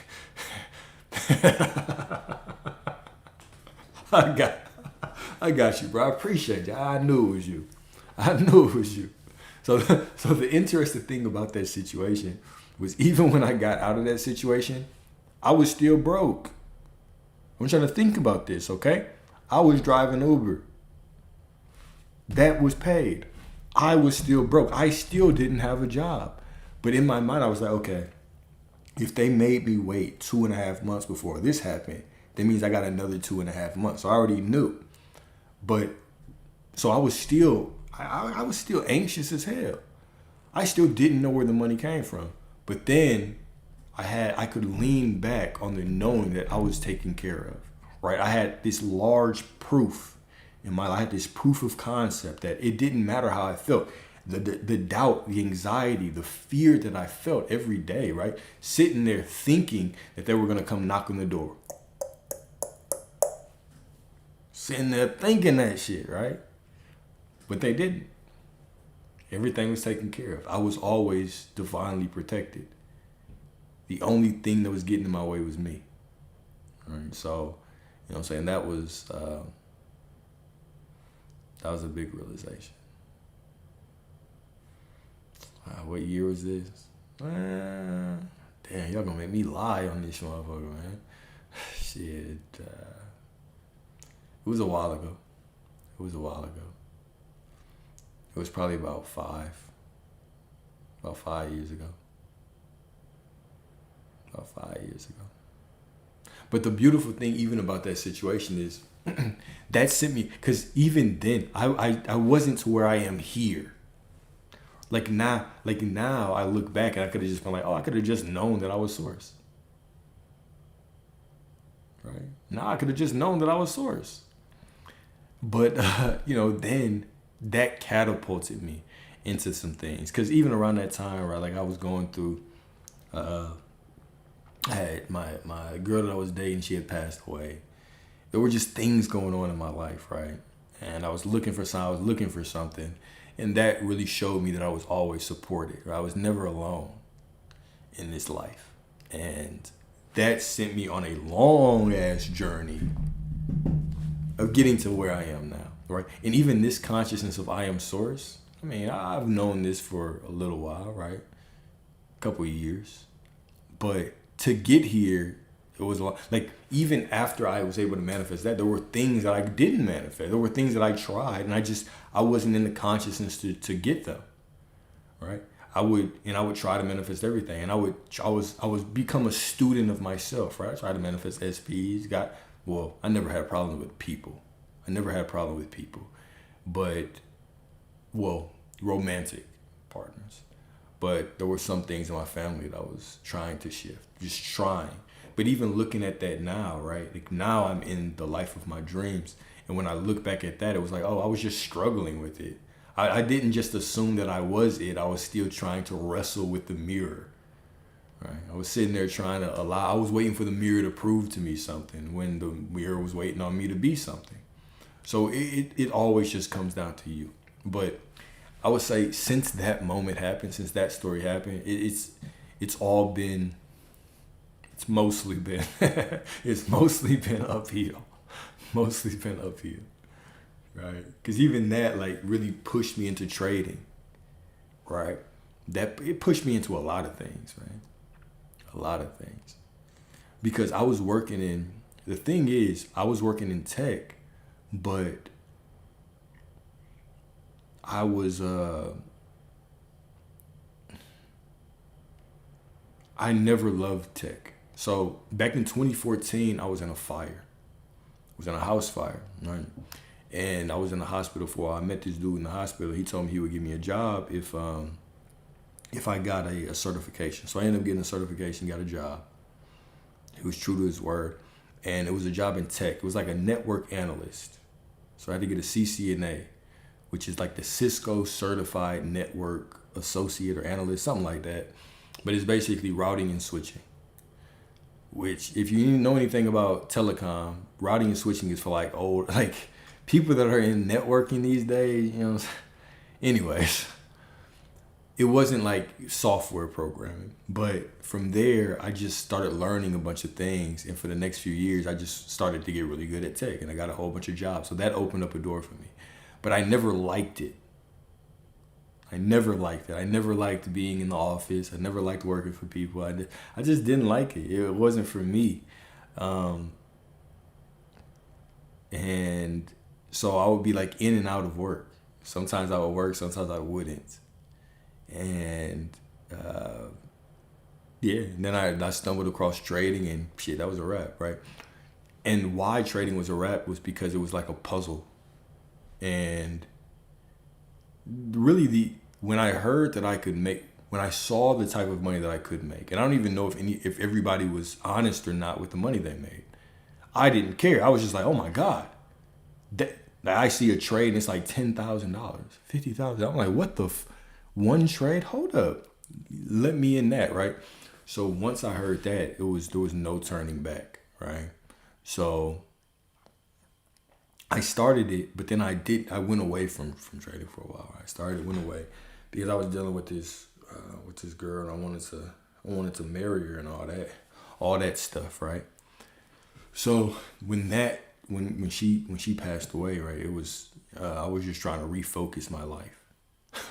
I was trying to refocus, so I ended up picking up trading again. But I was just going through some things, and I was trying to find source. I was chasing spirituality as well at the time, right? Like I was, every psychedelic you name, I've done it. Okay, not every single one, but I had done a lot. Like I was force feeding myself spiritual information, just trying to find answers. All right. The beautiful thing, or the ironic thing was, I was getting a lot of answers, but it's in the surrendering. Okay. It is in the surrendering where I actually started to get the answers that I needed and wanted the whole time. Like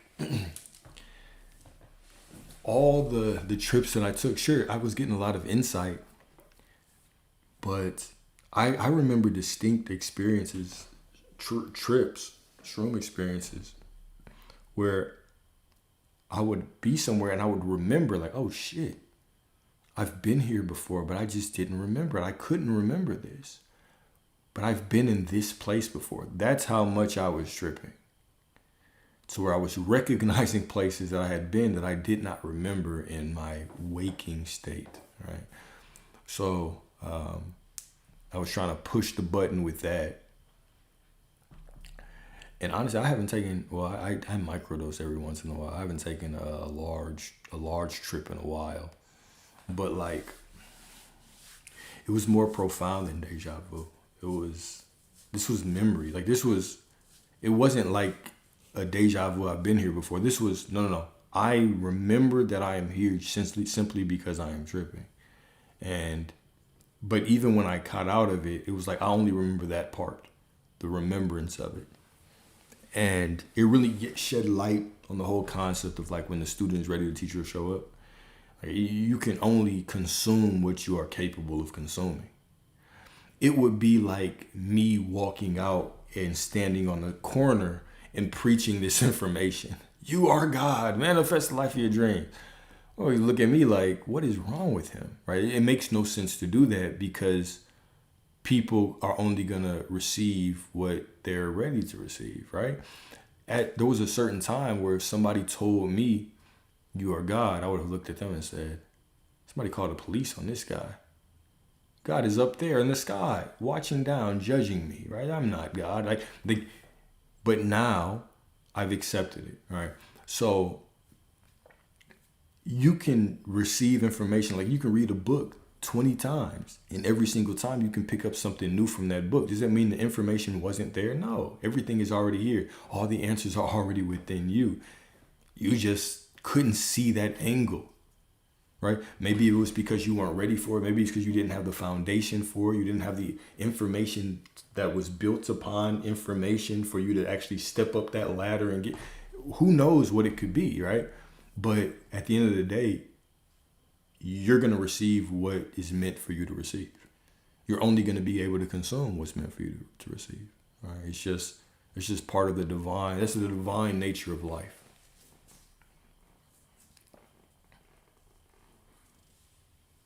Exactly. It's like, yeah.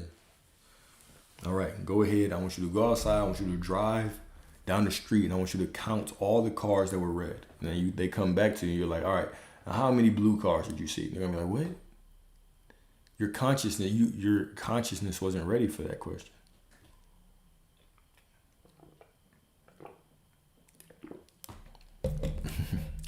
How did you surrender? And does it still happen to you? Yeah, hell yeah, it still happens to me when certain things click. Yeah, things click all the time for me. All the time for me. All the time, right? I'm still growing and expanding in every day, just like everybody. We're all doing the same thing. Yeah, my mom got me this one. It says you are a warrior. It says you are a warrior.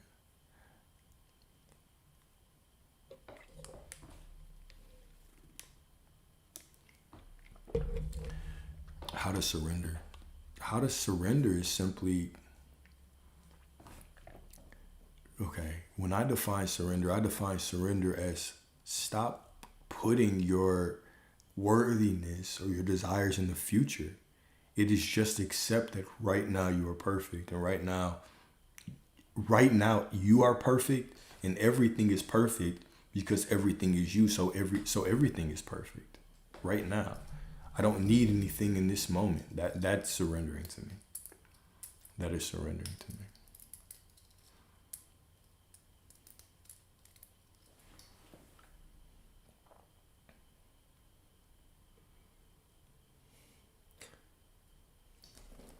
Cried today and told yourself at the same time you're a goddess and you and your SP are in a perfect relationship.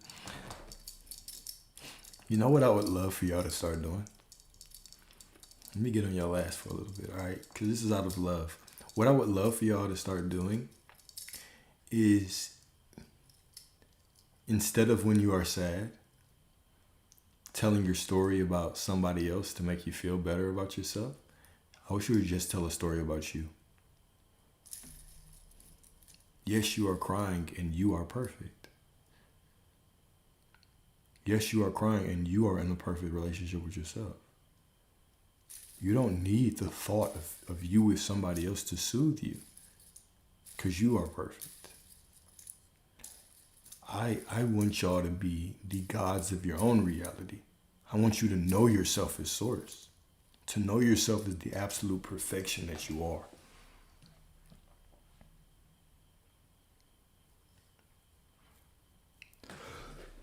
And I'm not saying that you were doing this in a negative way, but y'all know I like to use comments and points to drive certain things home. When you are feeling sad, can you honor your own sadness by yourself, or do you have to use something out there, somebody or something to soothe your sadness? Is it really about you? Do you really see yourself as source? Are you really loving on yourself for real?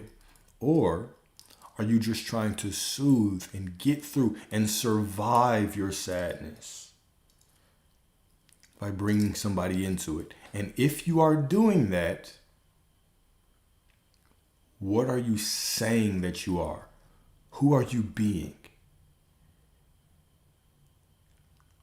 If you are using somebody else to soothe your sadness, are you being the whole version of you, the perfect version of you?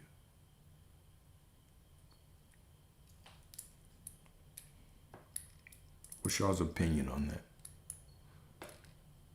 It's just a question, right? It's no right and wrong answer, but what is your opinion? Do you believe that that is stating that you are the source?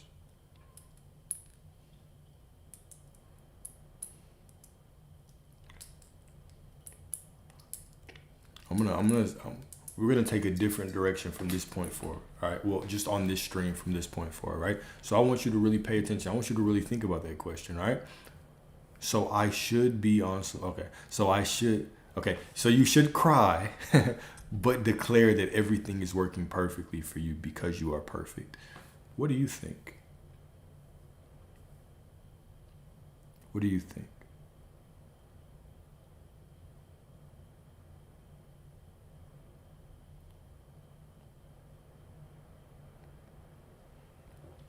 What do you think you should do?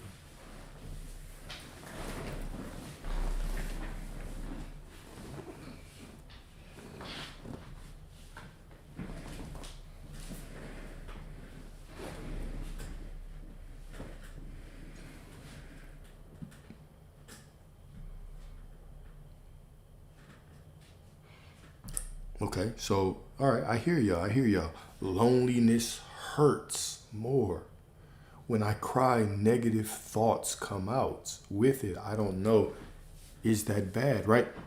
Y'all are judging it though. Who is the one that's judging your pain as right or wrong? Good or bad? Who is the one declaring yourself as lonely? How can you be lonely when you walk as God with God? Loneliness simply comes from forgetting who you are. The judgment comes from this perception of separation, that you're not source, that you're not who you want to be, that you don't have source pulsing in every cell of your body.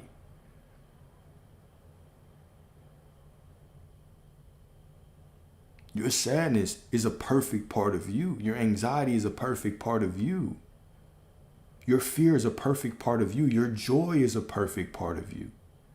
Your excitement, your laughter, all perfect parts of you. Who is the one who is judging it as wrong?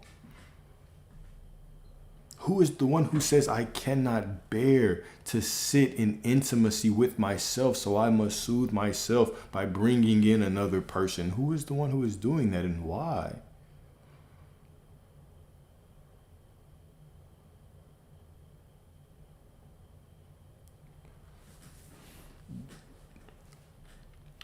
Why would I need someone else to choose me when I choose me? Why would I give a damn about you choosing me if I choose me? The paradox is when I choose me, you will choose me. This is why desire, having it, has to go beyond logic. Because even that question, right, is perfection regardless if my SP comes through or not. That right there is the statement, is that you are perfect and you have them and they're there, whether they are there or not, whether they come through or not, whether it happens or not. I am already perfect. Therefore, everything that I desire must come to me. It has to go beyond logic, because the logical mind will say, oh, if they're not here, or if they do this, then I don't have it. Well, you're making it conditional. You're saying, oh, I'm only it conditionally. I'm only it if reality shows me this. So you're saying you're not it. So reality has to give you something to verify that you are not. I know that went left. I know that went left a little bit. When you find power in your solo seasons, you will be unstoppable. Y'all better listen to the goddess right here. Y'all better listen to the goddess right here. When you find power in your solo seasons, you will be unstoppable. When you find power in every single moment of your life, every step that you take, every breath that you take, every emotion,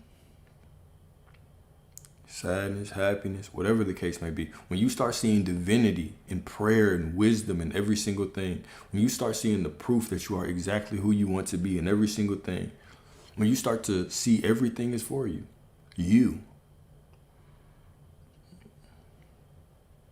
there's the magic.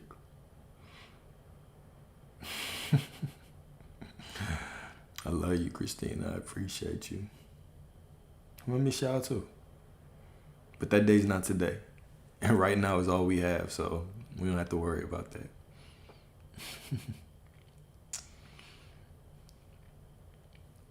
What else y'all got? I'm surprised nobody joined today. You must be shy today. Or y'all just waiting for permission.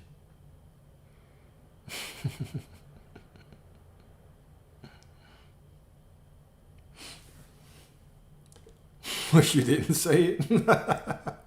Oh well, too late. I already said it. So it is what it is. What's good, brother? Alexander, how are you? I am beautiful. I'm blessed. How you doing, my brother? I am great, brother. I am great. Yeah, I didn't know you had the channel open for people to join, so that's why I was just kind of listening. Oh yeah, for sure. Today has just been a Q&A day. Yeah. But yeah, just chilling. I'm just hanging out with a friend. One of my friends is going through something right now, so just being present there for him, sitting in presence with him, Gotcha. How do you I like that alley-oop right there. How do you provide presence to people in their time of need? Right? Because sometimes it can come with. Go ahead. When it comes to comforting people, especially when they're going through pain, a lot of people think it's like showering them with love or, like hugging them, comforting them.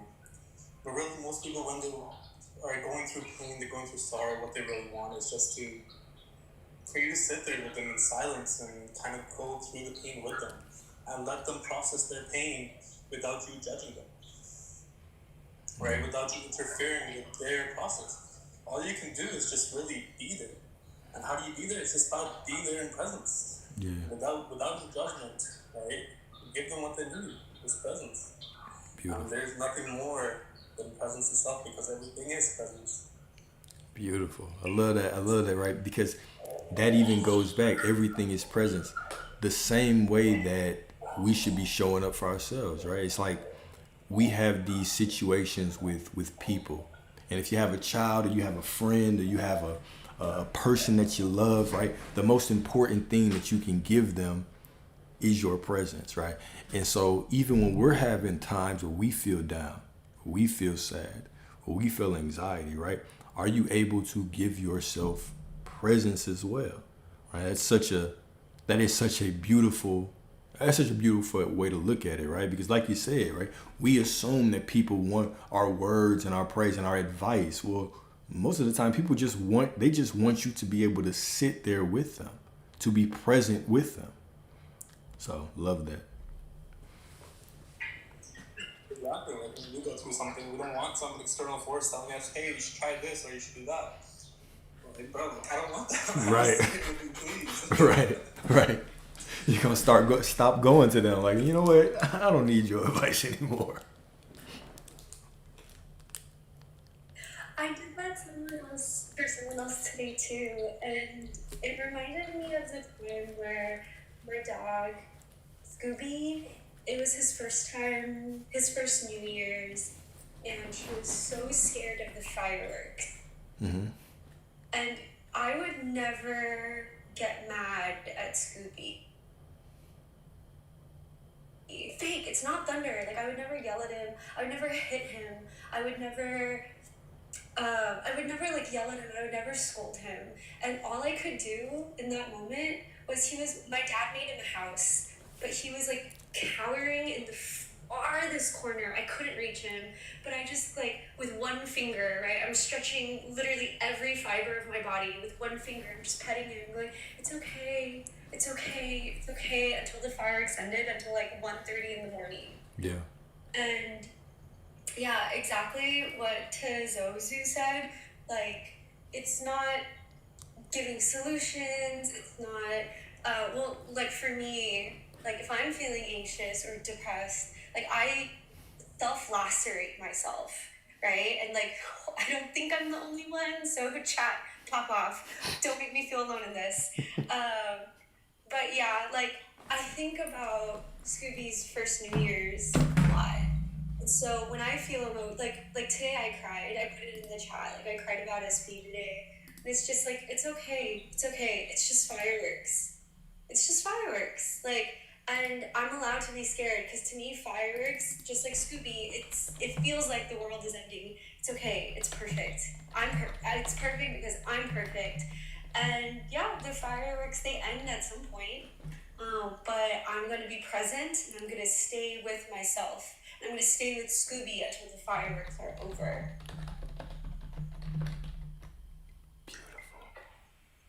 And you know, like dogs are actually some of the greatest beings that give you presents without judgment.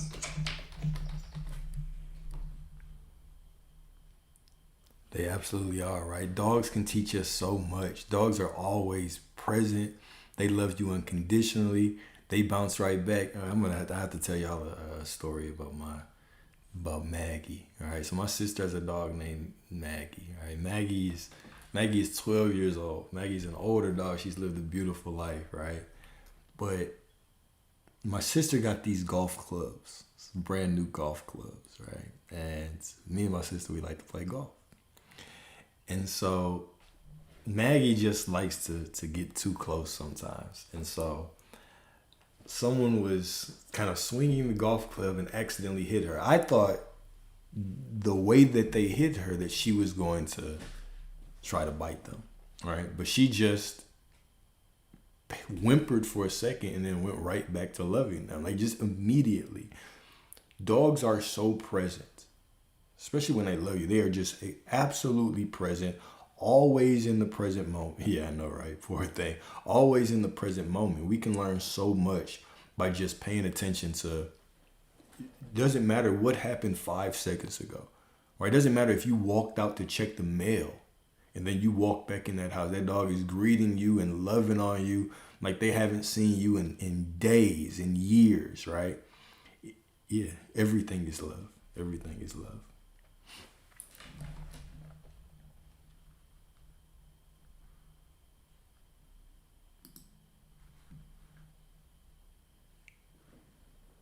What else y'all got?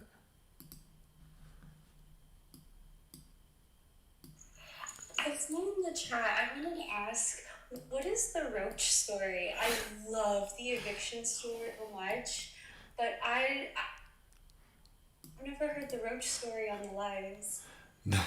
It's not a manifestation story. It's not a manifestation story. It's just a funny story about I had this spot with roaches. It's not metaphysical at all. Well, somebody loves that story. Somebody in the chat loves that story. I bet they did love that story. I'll tell the story. Maybe at the end of this discussion I'll tell that story. Hey, but brother, I actually want to ask you. What's up? Where you are now, I see, but how and when did your journey begin? Because I see you, and of course there is a journey. I want to know how yours began.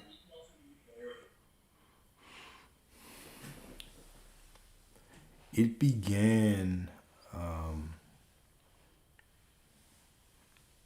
So I didn't have a snapping into consciousness or anything that was startling. People talk about kind of going through maybe a psychosis experience or a process where looking at reality started to become uncomfortable.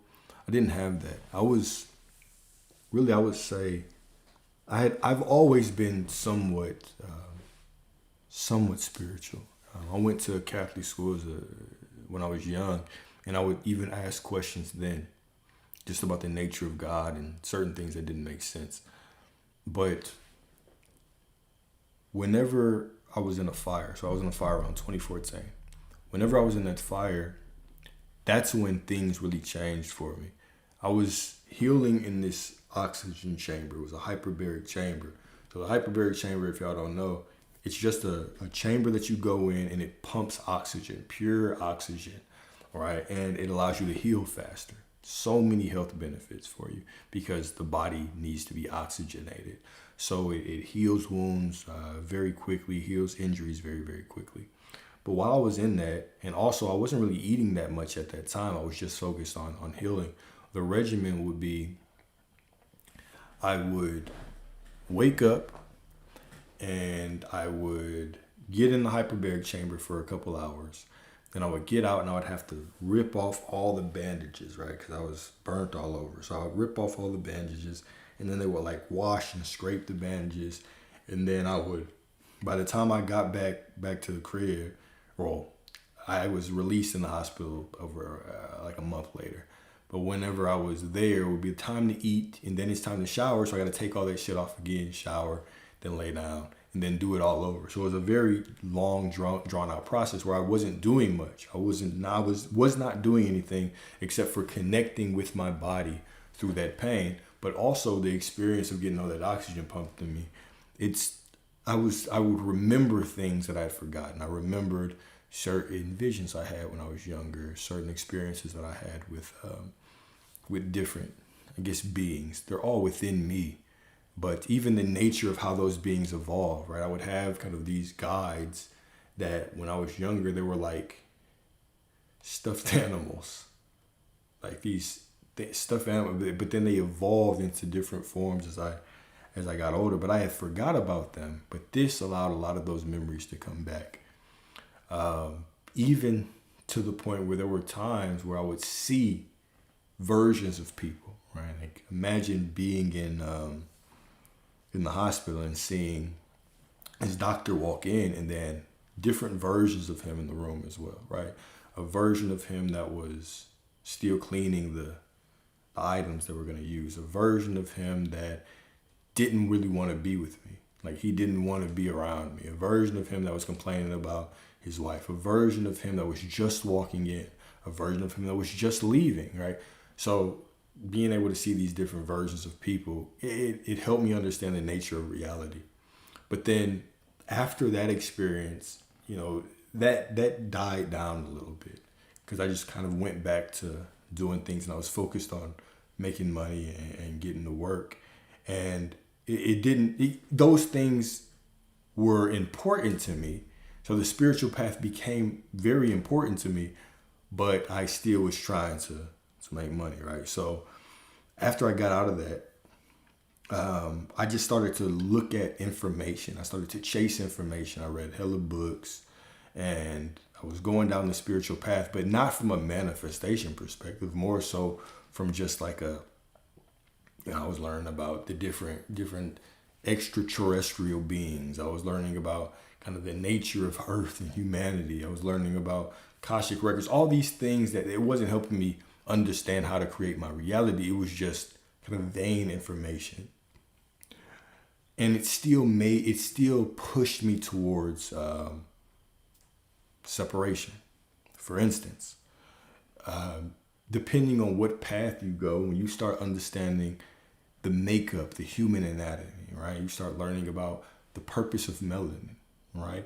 And in black people, what actually happened is when these bodies were shipped back from war back in the day, right?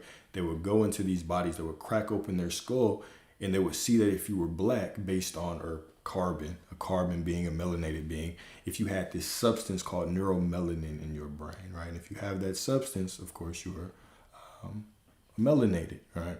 Because we produce a certain type of melanin. So now all of a sudden I was chasing down, okay, what is, what are the difference between the races and all these things? And it was just highlighting separation for me. That changed kind of when I, met somebody, and then, we started to get serious and all that. And then the nature of my desires changed. When that fell apart, now the nature of my spiritual journey was just trying to get closure on that situation. It was trying to contact her, it was trying to get closure, it was trying to understand what the purpose was, why it happened, etc. That is what really awakened me, right? Then I also had some experiences that allowed me to settle down in the knowing that everything was still intentional, okay? And when I say intentional, meaning the meaning that I gave to it was absolutely perfect. Okay. And that pushed me down a different path. And that path was actually, instead of just trying to get information, it was trying to connect with source. Financially, I had some issues. I went down the eviction story, right? And once I got to that point, that pushed me down this manifestation path. But the manifestation path is just the path of self-actualization, of knowing yourself as God, right? And the rest was history. So there were several catalysts, but I think the first catalyst was I was in that fire. Like that was really what woke me up to the nature of reality. And then it didn't allow the transition to be jarring. It was a smooth transition. Right. So yeah, long story long. That's what it was. No, that was actually really good. What you said about that hospital room, about the doctor coming in, and it was a different doctor, same doctor, but it's like in different clothes. Something was different in the room every time. Yeah. Something similar happened to me, but I didn't go through a immense accident like you, or a freak accident like you. But for me, what happened was back in the end of 2022, beginning of 23, I was in India, and at this point, I was playing, free piece of music as I fell asleep. Played it throughout. I was asleep, but I remember I was in India, laying in bed, and I passed out. And at the time, I thought it was a dream, but now I realize it was not. But what happened was, my cousin comes into my room, wakes me up, and then it just that process of him coming into my room repeated like 5 or 6 times, and each time that happened, something inside the room was different. Either the bed was arranged differently, the blankets were different, and the final time when I woke up.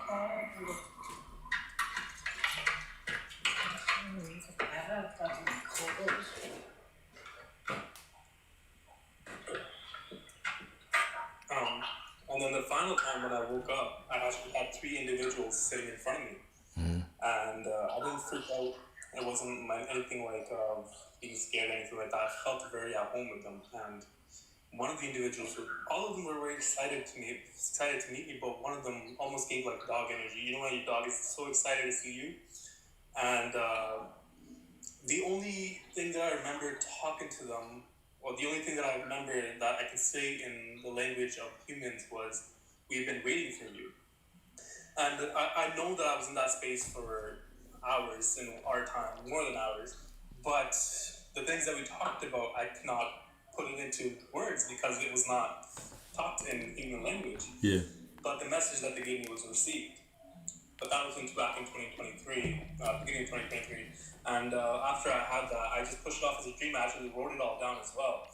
And then now in 2025, when I started going through my journey, I kind of, asked to see my past life a little bit. And when I meditated on it, I got flashes, bits and pieces of my old life. And in my past life, I was a Muslim living in the Middle East. And the 2 gentlemen that I had met, they were Middle Eastern men with Middle Eastern clothes from that era. And I'm like, oh shit. So they were people that I knew from my past life. Yeah. So what it made me realize is my spiritual journey did not begin in this lifetime. I actually had found enlightenment in a previous lifetime.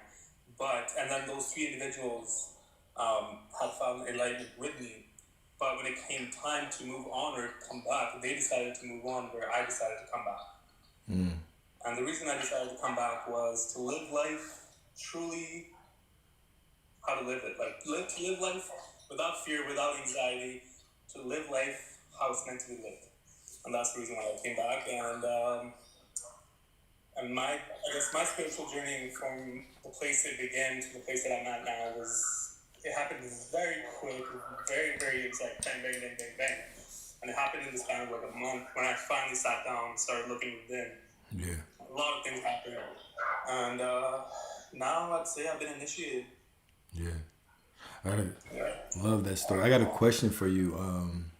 So the nature of because you say how you were in that space for hours, but you can't bring back some of the things that was discussed because it was beyond words. I'd like to ask you about the nature of language and how you feel about even language, because To me, the human language is limited.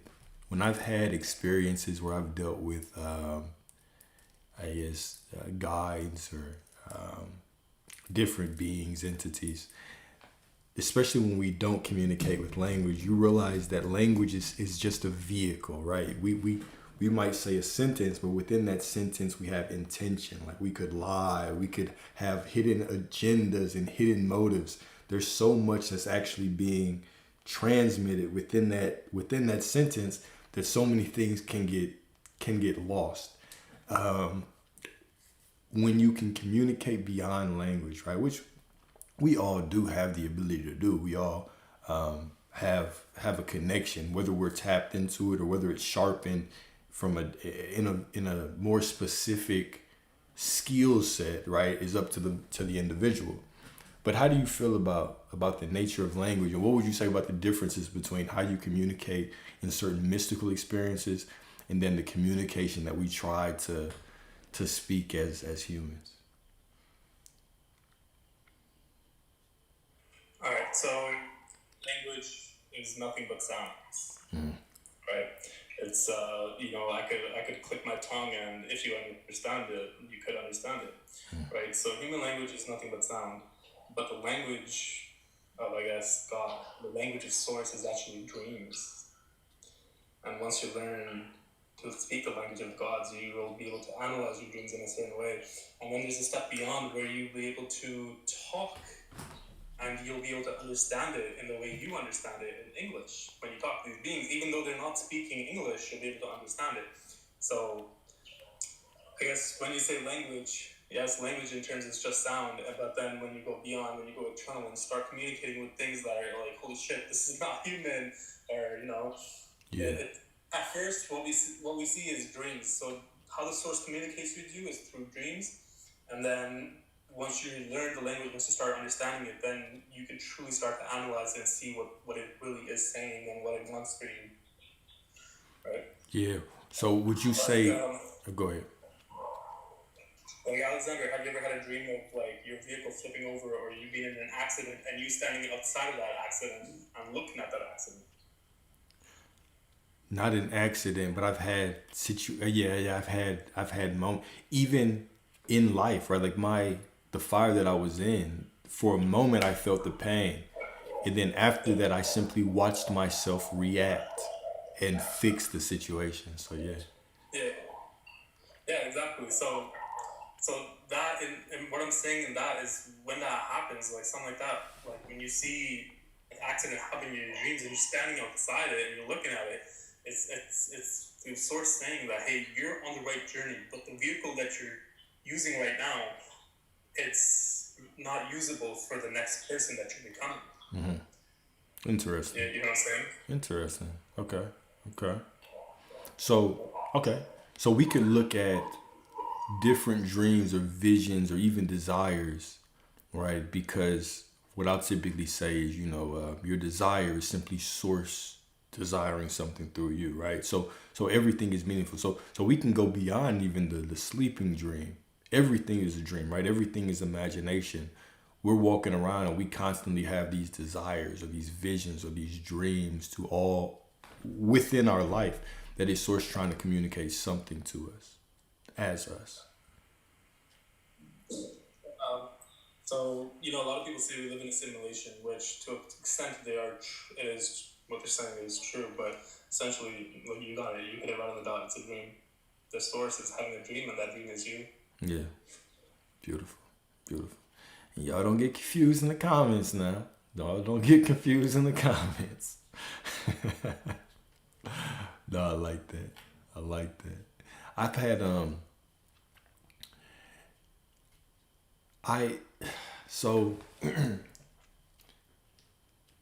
interpreting dreams has always been interesting to me, because my view, I would like to get your perspective on it, because my perspective is that unless someone was me, right, they could not interpret my dreams for me, right? Because my dream is going to be an interpretation of all my life experiences, past life experiences, all kind of condensed into this present moment and what is going on in my consciousness, right? I could have certain things that are popping up for me to face, right? So for instance, when you have a dream, or when I have a dream, how I like to see my dreams is the mind is very protective of you. So you might have certain things that you are really working on. This is why some of y'all, you might start having manifestation dreams. If you are really focused on the manifestation path and you're taking in information, you're meditating on it, and you're searching, you could have dreams or these visions that give you insight, right? You might call it a download, but really it's your mind simply connecting the dots. Now your mind will still protect you.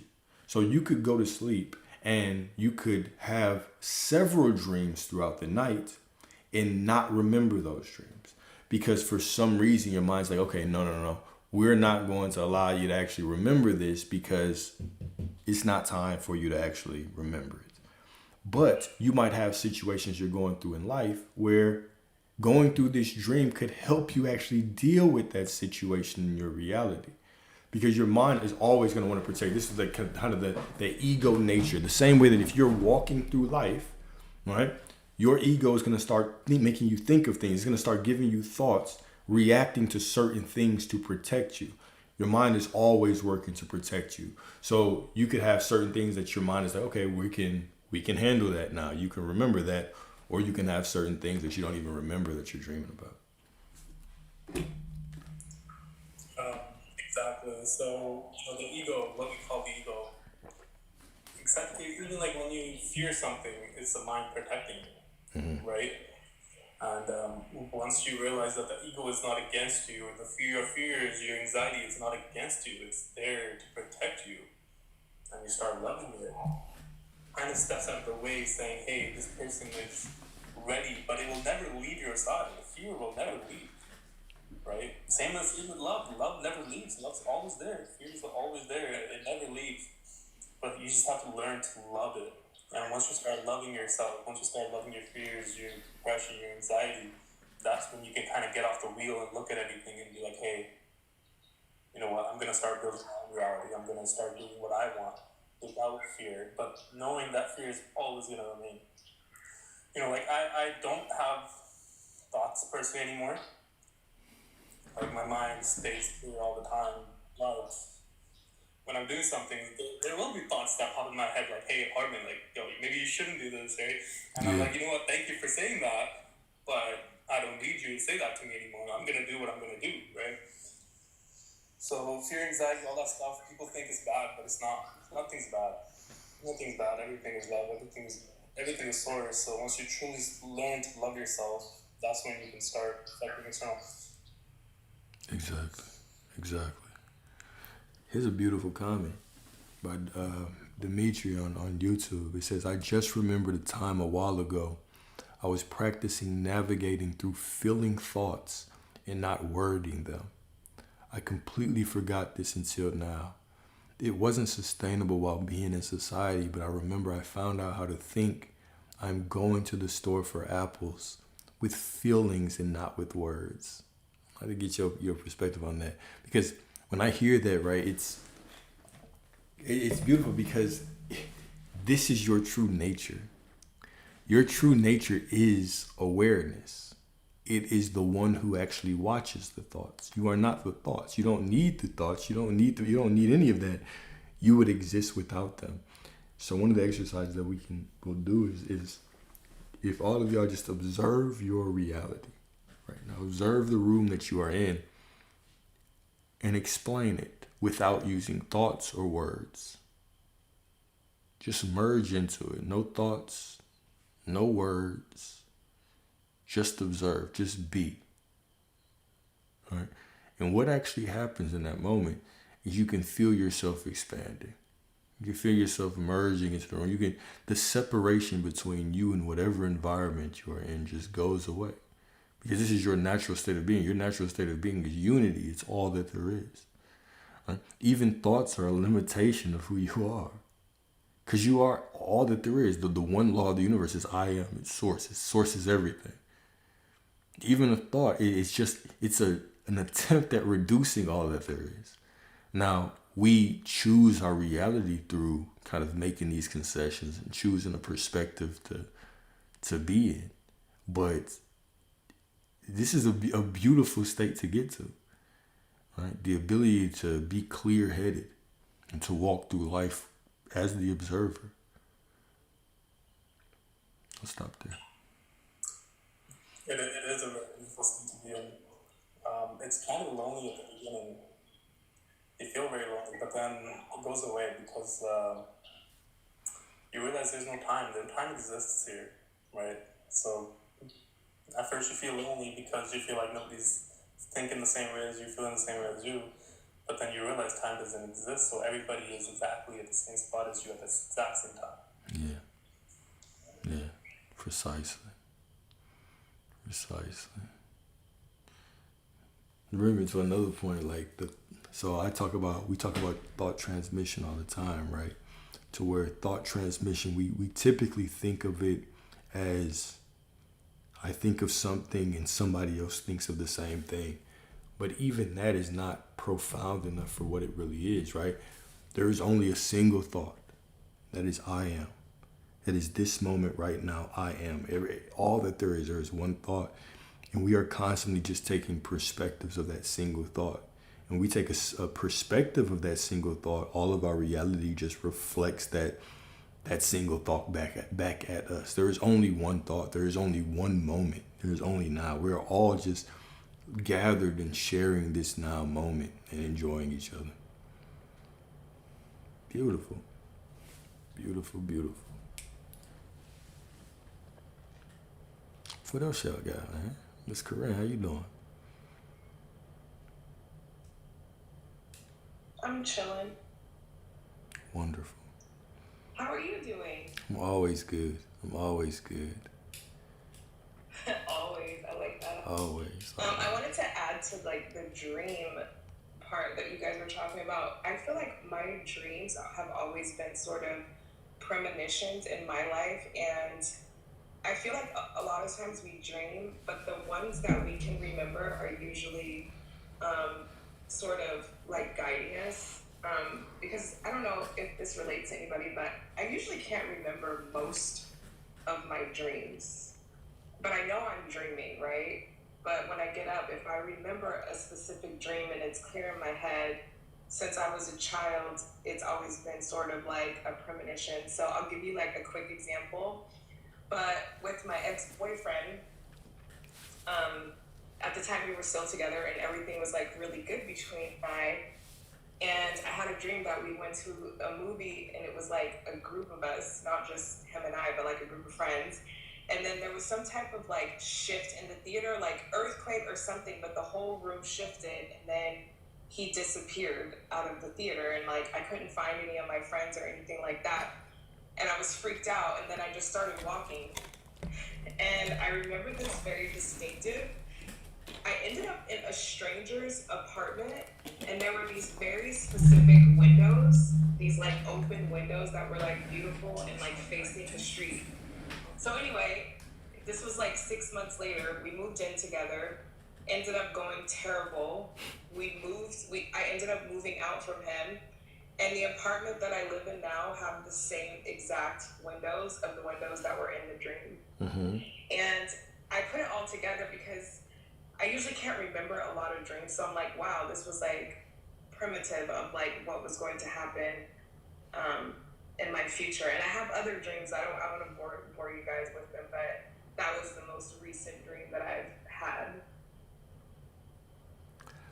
Beautiful. Do you okay, so do you believe that you give meaning to your dreams or that your dreams have inherent meaning to you? I believe in parallel universes of self.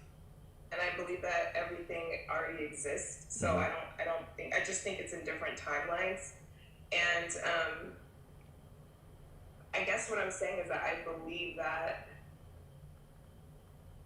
Wait, hold on. Can you ask me that one more time? Yeah. Do you believe that you are the one giving your dreams meaning, or that your dreams have inherent meaning on their own? Yeah, I do think that they have meaning, and I do think that it's a mixture, not just meaning. I also believe it's like a subconscious release.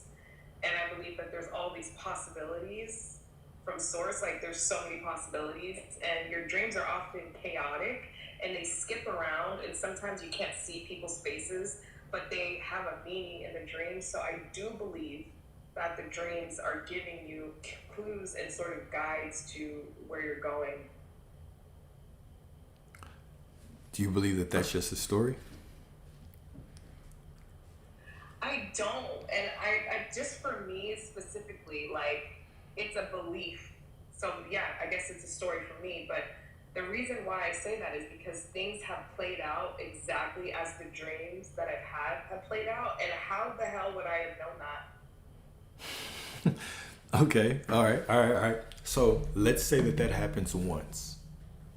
All right. That happens once. And now it's like, oh, shoot, that's interesting. My dreams have meaning.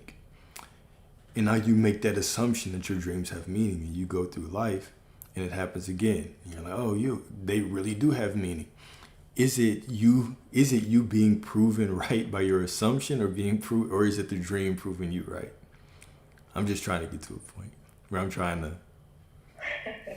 Well, you tell me. I'm open because there's another dream that I had when I was 14. Mm-hmm. And I remember telling my mom the same exact dream when I was like 14 years old. It did not happen for 40, how old am I? I am 22. So 29 years later, the same exact thing happened to my aunt that I dreamt about when I was a kid. Yeah. Exact.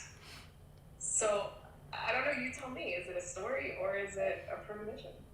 I think that I'll have a different opinion than most, but whatever happens in your dream, well, not a different opinion than most, but I think I do have a different meaning. Is, I have a very consistent stance on reality that everything is meaningless unless I give it meaning. So no matter what happens, whether it's in the dream world or the waking dream, I get to choose how I interpret that meaning. So even me saying that a dream has meaning is me making a choice on what I want that dream to mean. Right? Now I can choose to see a dream from whatever vantage point I want. I can also choose to get up and say, oh, nope, that's not going to happen, whatever, and cast it away, right? It's still on me. It's still going to reflect my belief no matter what. Okay, I am so confused. Okay, so and I'm sorry. No, no, it's all good. So if I walk through reality and I see certain things happening, I get to make the choice and say, this is meaningful. It's all working out for me. It's not working out for me. This means that. This means things are happening. Whatever the case may be, I get to decide that. Right? It's the same way that I get to decide that in my dream. I can wake up from my dream and say, this was revelation. This means this. This means that. I can read a book on dreams. But I can also make the choice to say, nope, that dream is meaningless. It's not going to happen. Either way, it's still a choice, right? So I could say that a dream has inherent meaning, but that's still my choice. That's still my assumption. I still get to make a conscious choice on whether or not that's the truth. Got you. Yeah, I guess then I do not agree with you. Mm-hmm.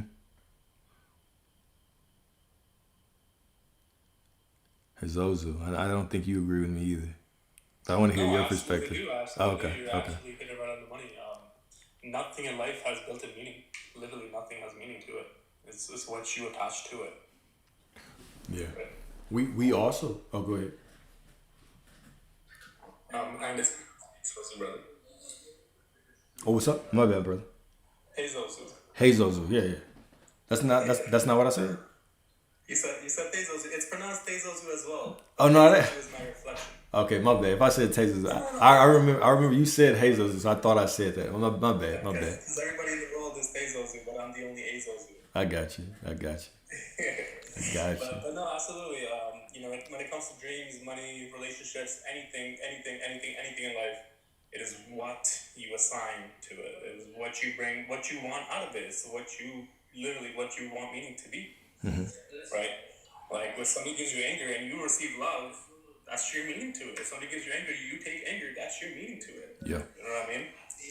So it's absolutely, literally anything you want to assign meaning to. That's how it goes. absolutely, absolutely. Correct. Yeah, I don't agree. Let's talk about it. I want to hear your And perspective. I will say, what you say? Okay, that's totally okay. Your truth is your truth.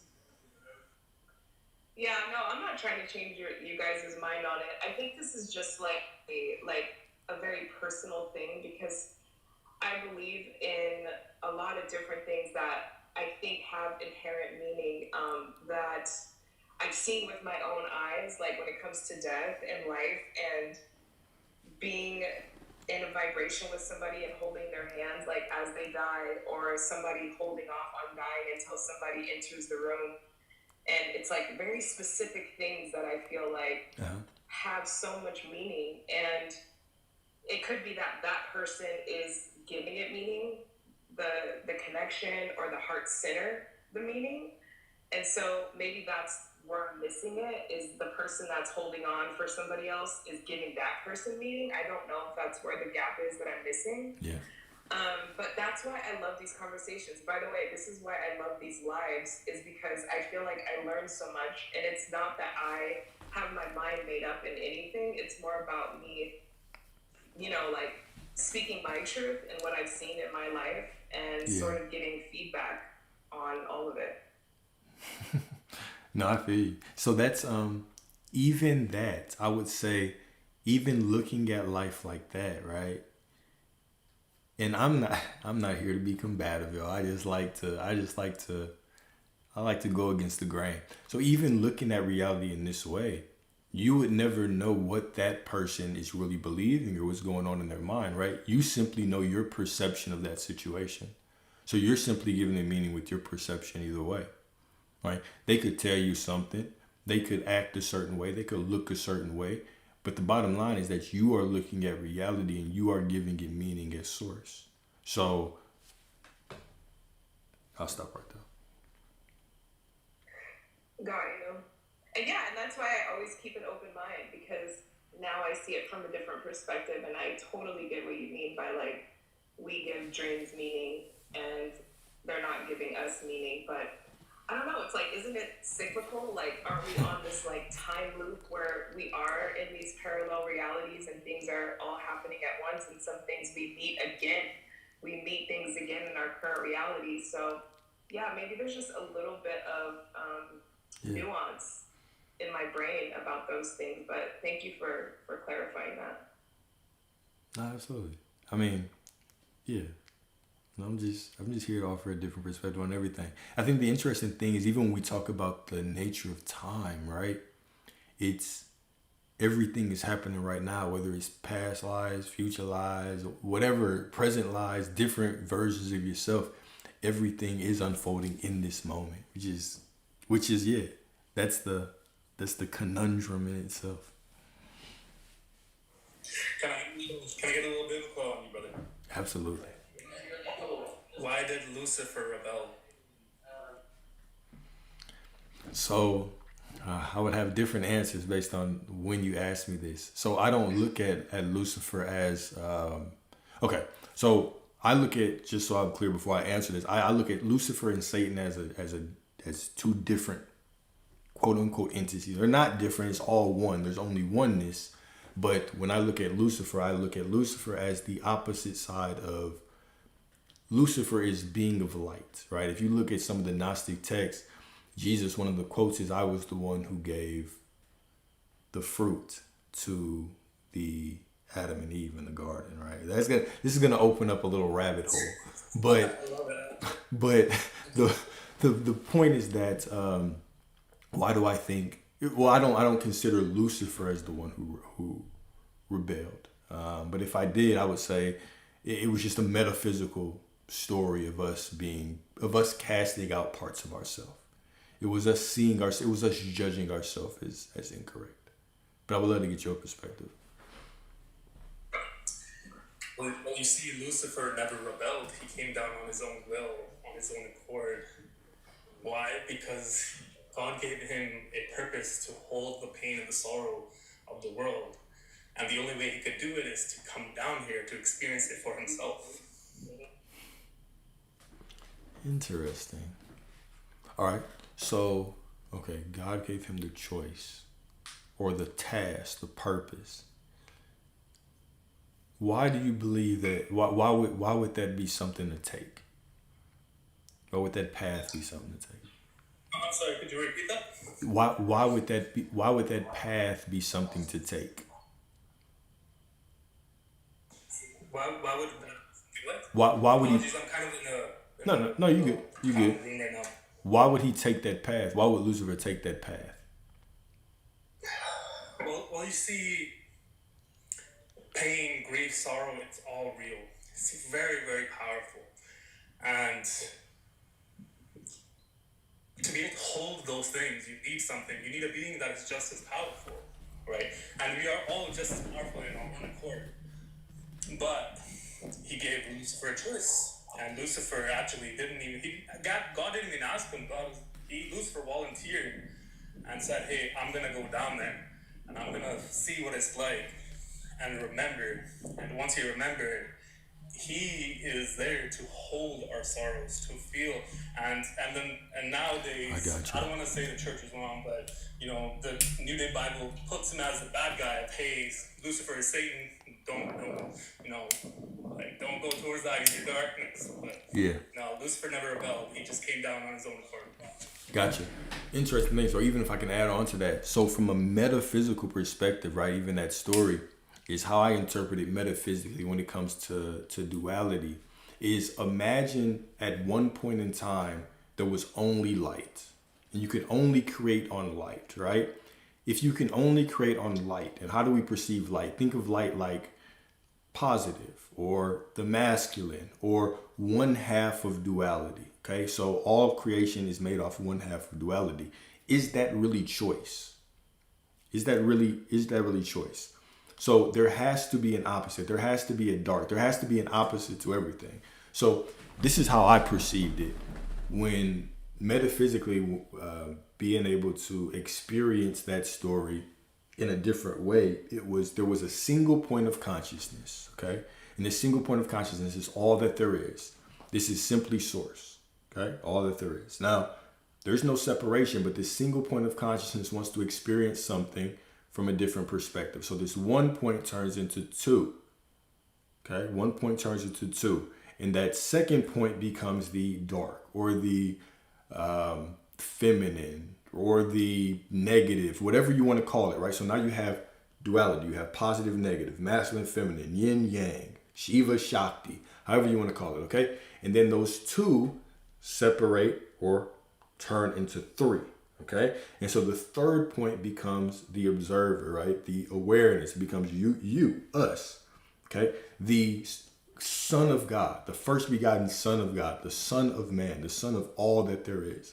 And that third point represents the observer, right? So if you have the positive, the negative, and the observer, it makes a triangle, right? In the middle of the triangle becomes the all-seeing eye, right? So it's a symbol of the initial fall, not the quote-unquote fall, not a fall into sin, but a fall into duality, right? The descent of Lucifer, whatever you want to call it, right? That is the choice that source makes, right? Because even as my brother was saying, right, it's all you. There's no other entity. There's only all that there is. There can't be all that there is, then another power, right? So we have these metaphysical stories. Yes, it was a choice. You decide to go into the darkness because you decide to create from all of your power, to choose what you want, right? You bit of the fruit or the tree of the knowledge of good and evil. And then you have that third point, which is the observer, and the observer gets to select what they want. That represents us. You're touching on something very, very close. You're touching on something very close there. But that's the conversation for another time. Let me ask you something. Yeah. What is free will? Free will is my ability to choose. It's my ability to choose and my ability to choose whatever I want, whatever reality that I want. Yes, you're right. Now, would you have free will if you always remembered where you come from? If you always remembered you are from source, would you have the free will to choose what you want to do? No. Or would you always do that is in the best interest of the source? If you always remember you are from source, is that free will? Okay, let me think about that. The first initial answer was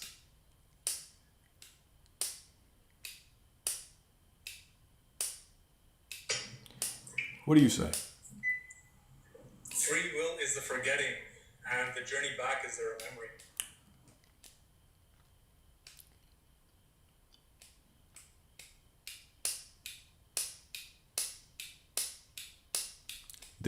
Okay, so there's forgetting and remembering. Both of them are free will, though. Or are you saying that one is free will? Got you. You see, when we forget that we are actually humans are the only entities in the universe that forget that they are from source. And that's why in the Bible they say Lucifer rebelled us against God because he gave us free will. And free will is the forgetting. We forget that we are source. So we are able to make choices, selfish choices of our own accord, of our own experiences, have experiences not remembering that we come from source, and the journey back to source is the remembering.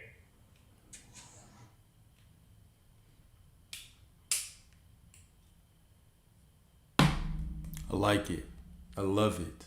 I love it. I love it. All right. I love it. Right. Yeah. So that just adds that different.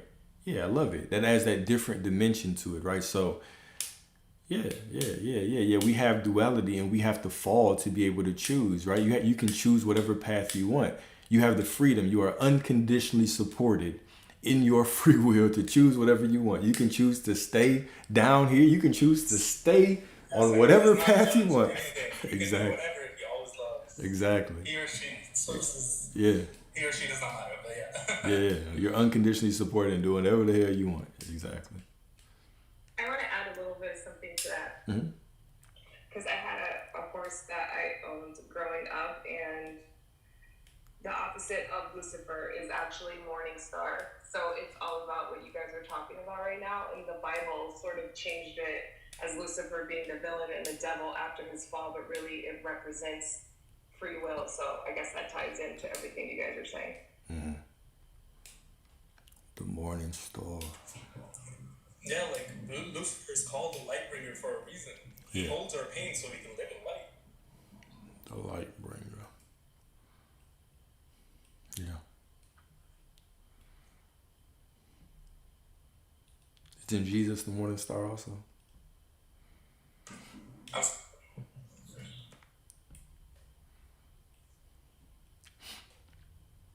Beautiful, y'all. I don't know, I kind of look at it as like it represents like what you were saying. It represents duality, and even light can blind you and you can't see, just like darkness can. It's kind of the same thing. It's like too much light causes blindness, and being in the dark causes blindness as well.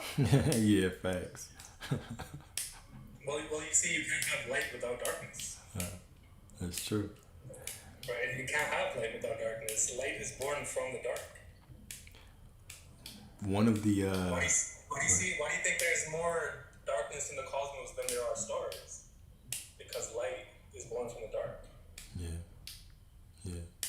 One of the other interesting perceptions when I was first on the spiritual path was the understanding that as humans, we tend to judge light and dark as good and bad. And so even if you're on the spiritual path, you might encounter beings of dark or beings of light and perceive a being of light as good and a being of dark as bad.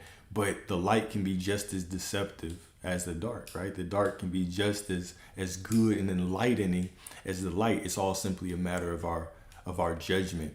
And so some people can go too far, like can start to trust just everything that this being of light says is absolute truth, when no, you have to get the message that's meant for you within whatever you're going through.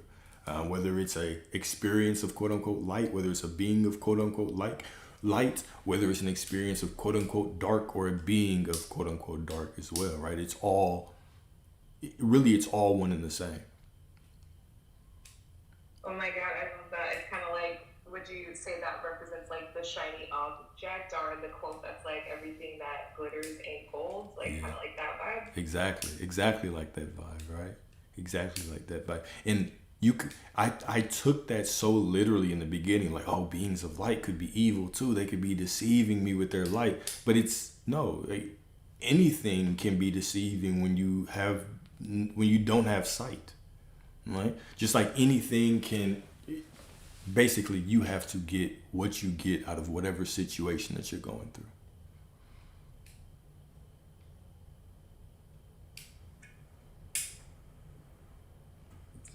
Well, let's look at love, for example.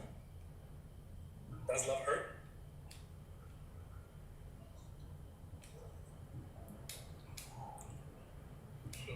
Does love hurt?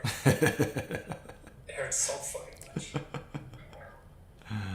Yeah, yeah, yeah. But I love love. It's a good pain. Exactly. Love's an amazing thing, but love hurts, man. Love fucking hurts, but it's amazing. So, you know, light or darkness is the exact same thing. It's how you perceive it. Yeah. Yeah.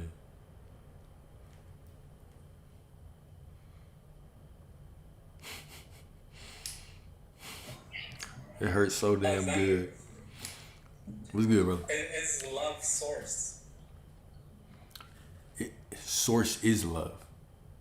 I don't like that. Source is love. But is love source? Love is born from source. Right. Source is not love. Love is born from source, but the source is just the source. Source There's is nothing there. source is born. We might have our first disagreement of today. Everything is born from source, but source is not love. Everything is born from source, but source is not love. I hear you. I can't buy into that one. You're gonna have to sell me a little bit more on that one. Because from my perception, source is all that there is. So, and when I say source is love, it's not that source is only love. It's that source is all that there is. Therefore, love can only be of source. Pain can only be a source as well. That's more my But perspective. the source itself is not love. Love is born from source. Okay, let me ask you this. What is a core frequency and what isn't?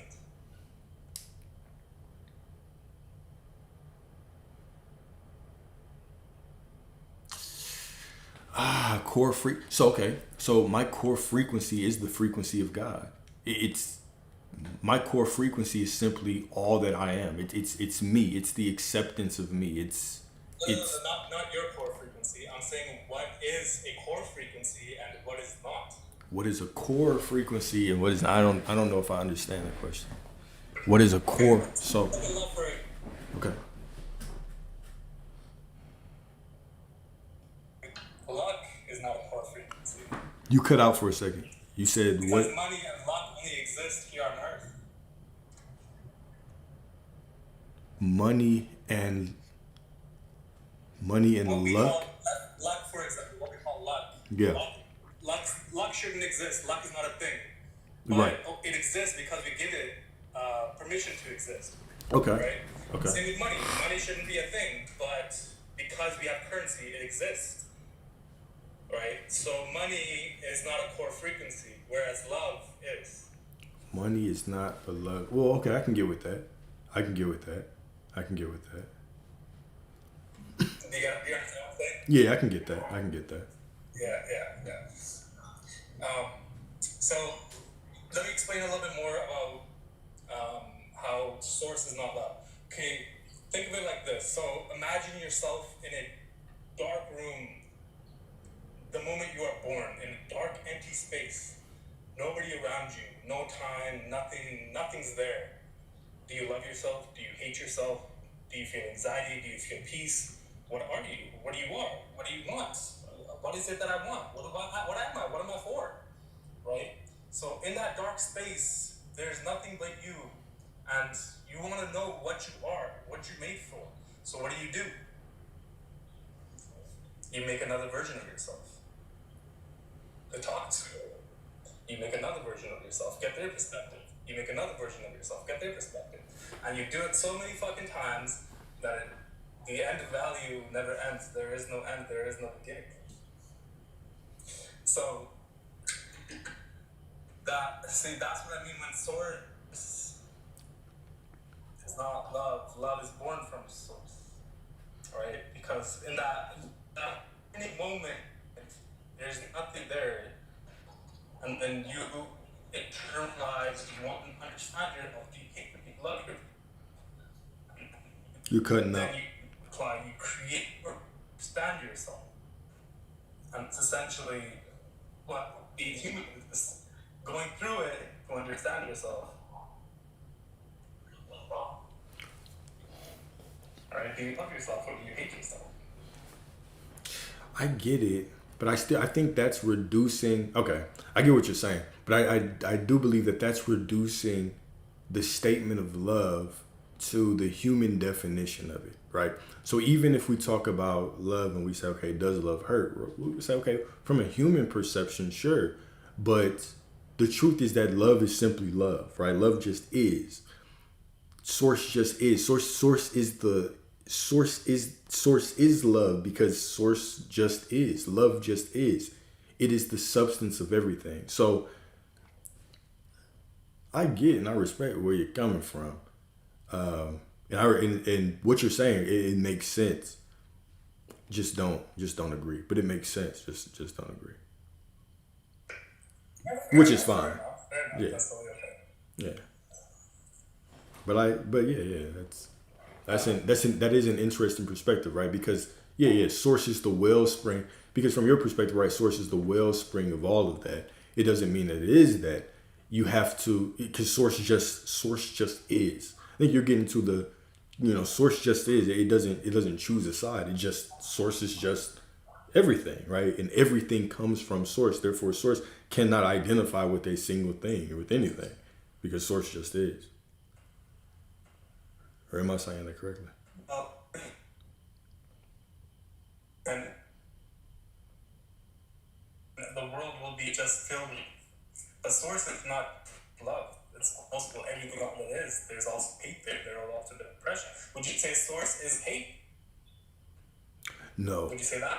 No. But I would say that is a human perception. I would say that is an inverted view of love is the love. exact same thing. I would say it's a different Love and love are the exact same thing. Love and hate are the exact same thing. I don't know. Okay, hate is a perspective of love. Hate, love is all that there is. Hate is a perspective of love. So it's not the same thing. It's just an inverted perspective Hate of is it. all there is too. Nah. Hate is just a reflection of love. Hate is a perception of love, yes, but it's not all that there is. Love is all that there is. Hate is a perception of it. Everything is all that there is. Oh, okay. So I got you. I don't agree with it, but I got you. Right? I don't agree with you, but I got you. You say there's no separation, so how can you separate hate from love? You can't. Oh, I mean, that's like, okay. Heat is all that there is, all right? Cold or temperature or weather or whatever you want to call it, polarity, energy is all that there is, but heat and cold are a different perspective of it. Love is all that there is, right? Hatred or adoration, those are different perspectives of the same thing. Neutrality is love. Hate is love. Adoration, obsession is love. Source is just neutral. Yeah. Because, well, for source to love you, right, and for source to be loved, it would only love you if you were love, correct? So if source is love, it can only love you if you're love. But if love is born from source, right, then it can love itself. It can love the hate. It can choose. No. Right? If source is love, it can't choose anything but love. But if source It doesn't. love comes from source, choose to love. No. Source doesn't choose anything but love. We as humans choose a different perspective of love. We as humans choose to pervert our view of love and look at it as hate. Jump back on the line.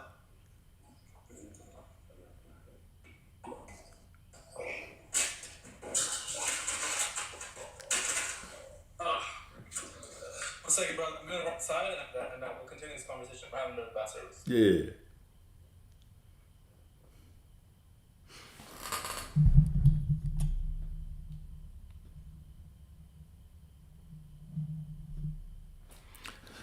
I'm really glad that that pop quiz of the chat is over.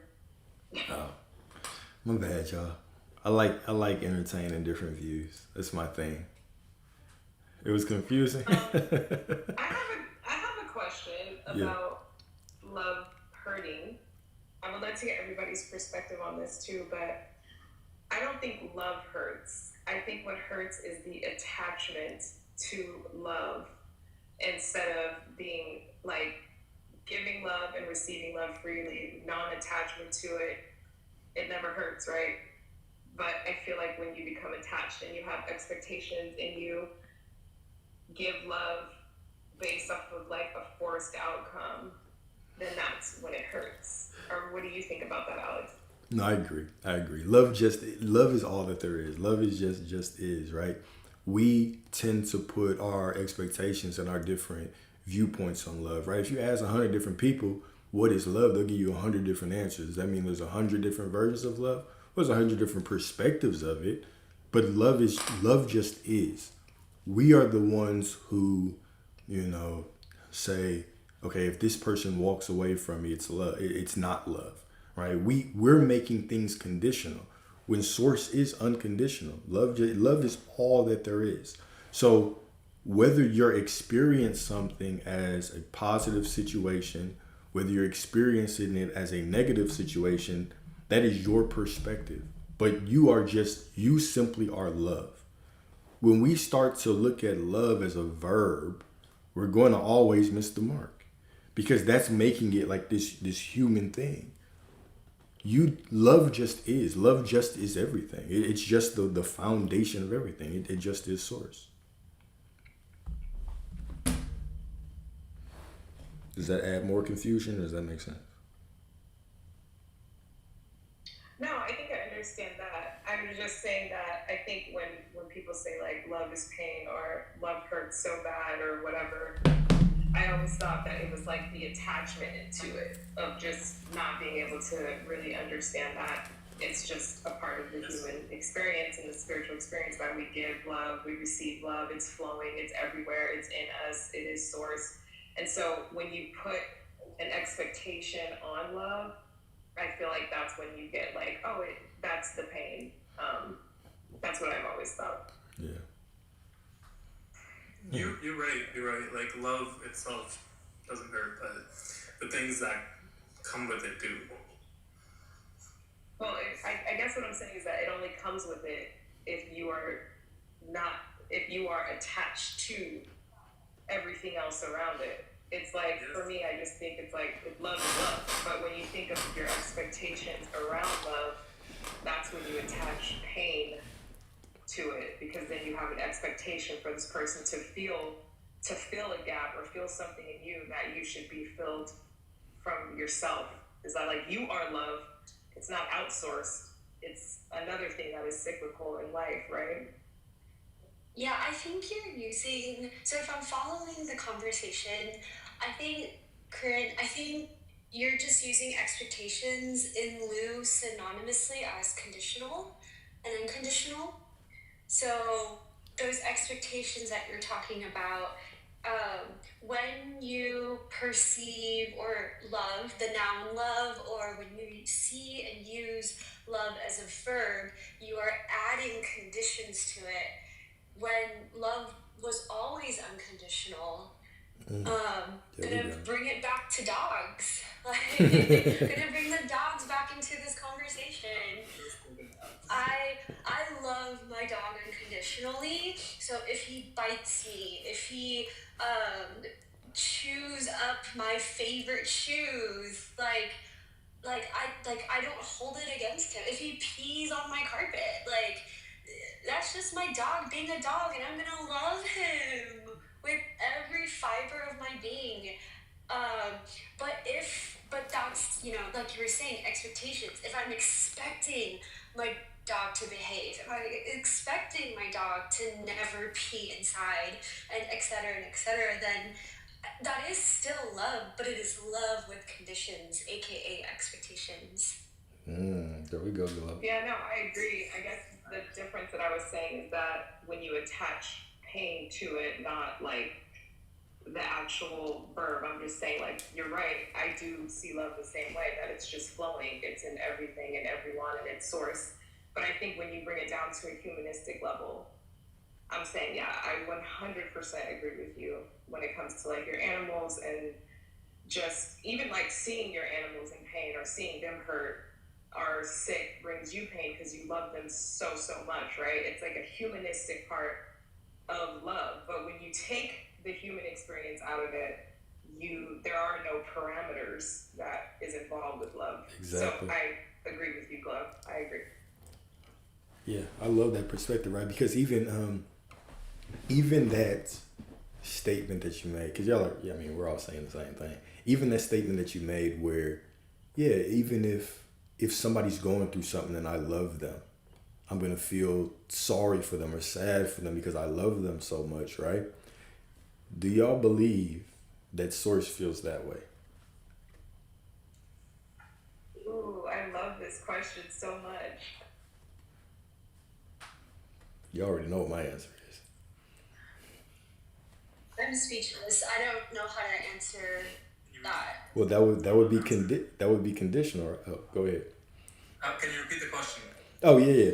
So the same way that we as humans would say, well, look, I love them so much that even if they're doing quote unquote wrong or something's going on in their life or they're struggling or they're in pain, that I feel sorry for them because I love them so much.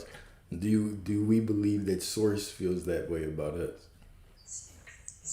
Oh no! When you phrase it that way, okay, yeah. Yeah, First time I had to heard the phrase question, I it. misinterpreted it. Yeah, that's cool.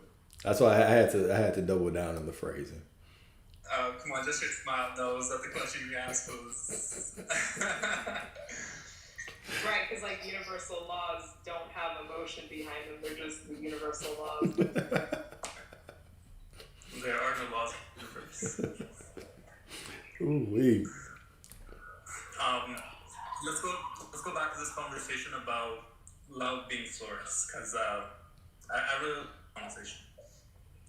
So Alexander, you're saying that love is source, right? Yeah, Source is love.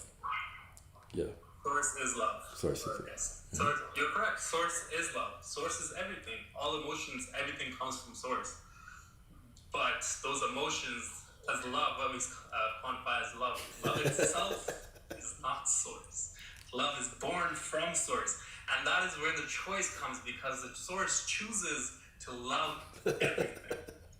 Yeah. Just like we choose how we love ourselves. And the source chooses to love everything without question, without condition. Gotcha. You just switched up though. At first you said Source is not love. And now you're saying love is not source. Love is not source. Source is not love, but love is born from source. Hold up, you just said source is love. Sorry? You just said Yes, source is. everything is source, yes. Yes, so source is love. Yes, source is absolutely love. Okay, But then. source is just not love itself. Source chooses love. Source chooses to love it. But source is just not love, just that one thing. What do you quantify as love? Source is just not that one thing. No, I didn't say source was just love. It's okay. Source is love, but source is all that there is. Source is everything. Source is all that there is. Yeah. Everything that is from source. Source is outside of love. Source is outside of pain. Source is outside of hate. It's outside all that, and that's where everything comes from. You know what I'm saying? Yeah, I understand what you're saying. Yeah, absolutely. Yeah, I know you understand. I understand what you're saying. We not finna convince each other either way. We both standing on it like, yeah, I hear you, but There is no convincing. yeah. What's up? I'm just up here because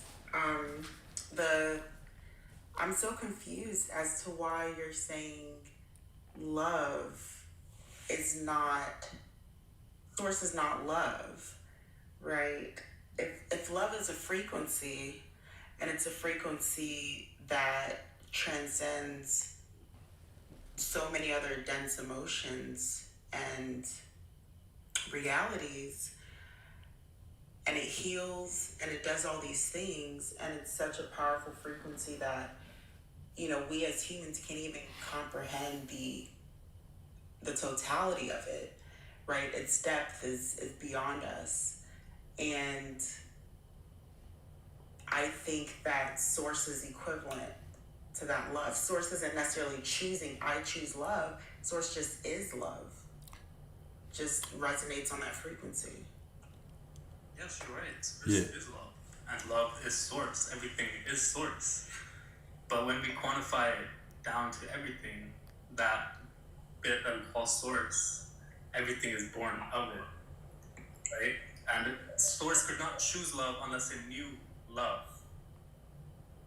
First, it had to know love. It had to know to love itself, to choose love, to love others. The way we love ourselves first to be able to love others.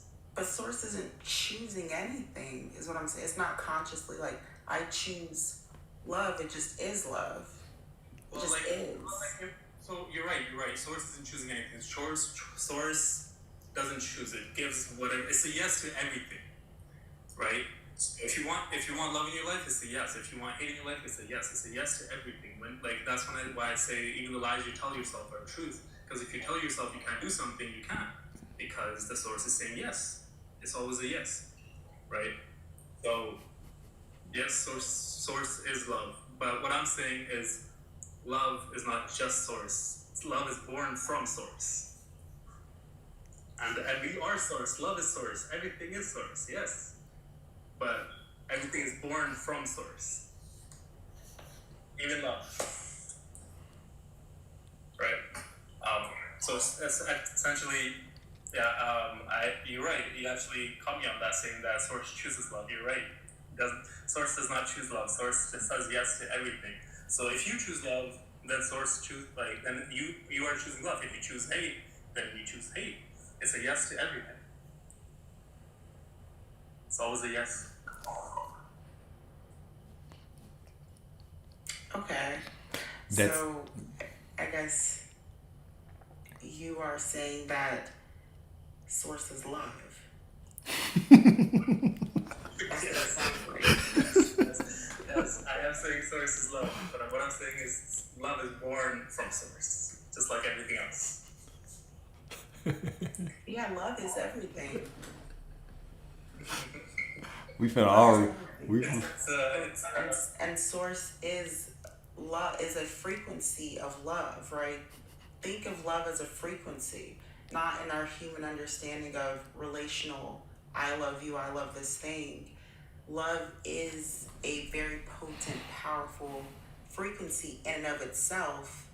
Someone standing in the face of love, right? It dissolves all other things that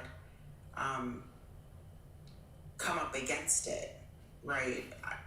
What I'm speaking to is it's a frequency, not a concept, right? It just is. It's a resonant frequency, and it's a very powerful one. Everything is a frequency. I mean, the fan in your room is a frequency. Okay, but love is the most potent, powerful frequency. So is hate. Ooh. Look, hate is a distortion of love. Hate is a reflection of love.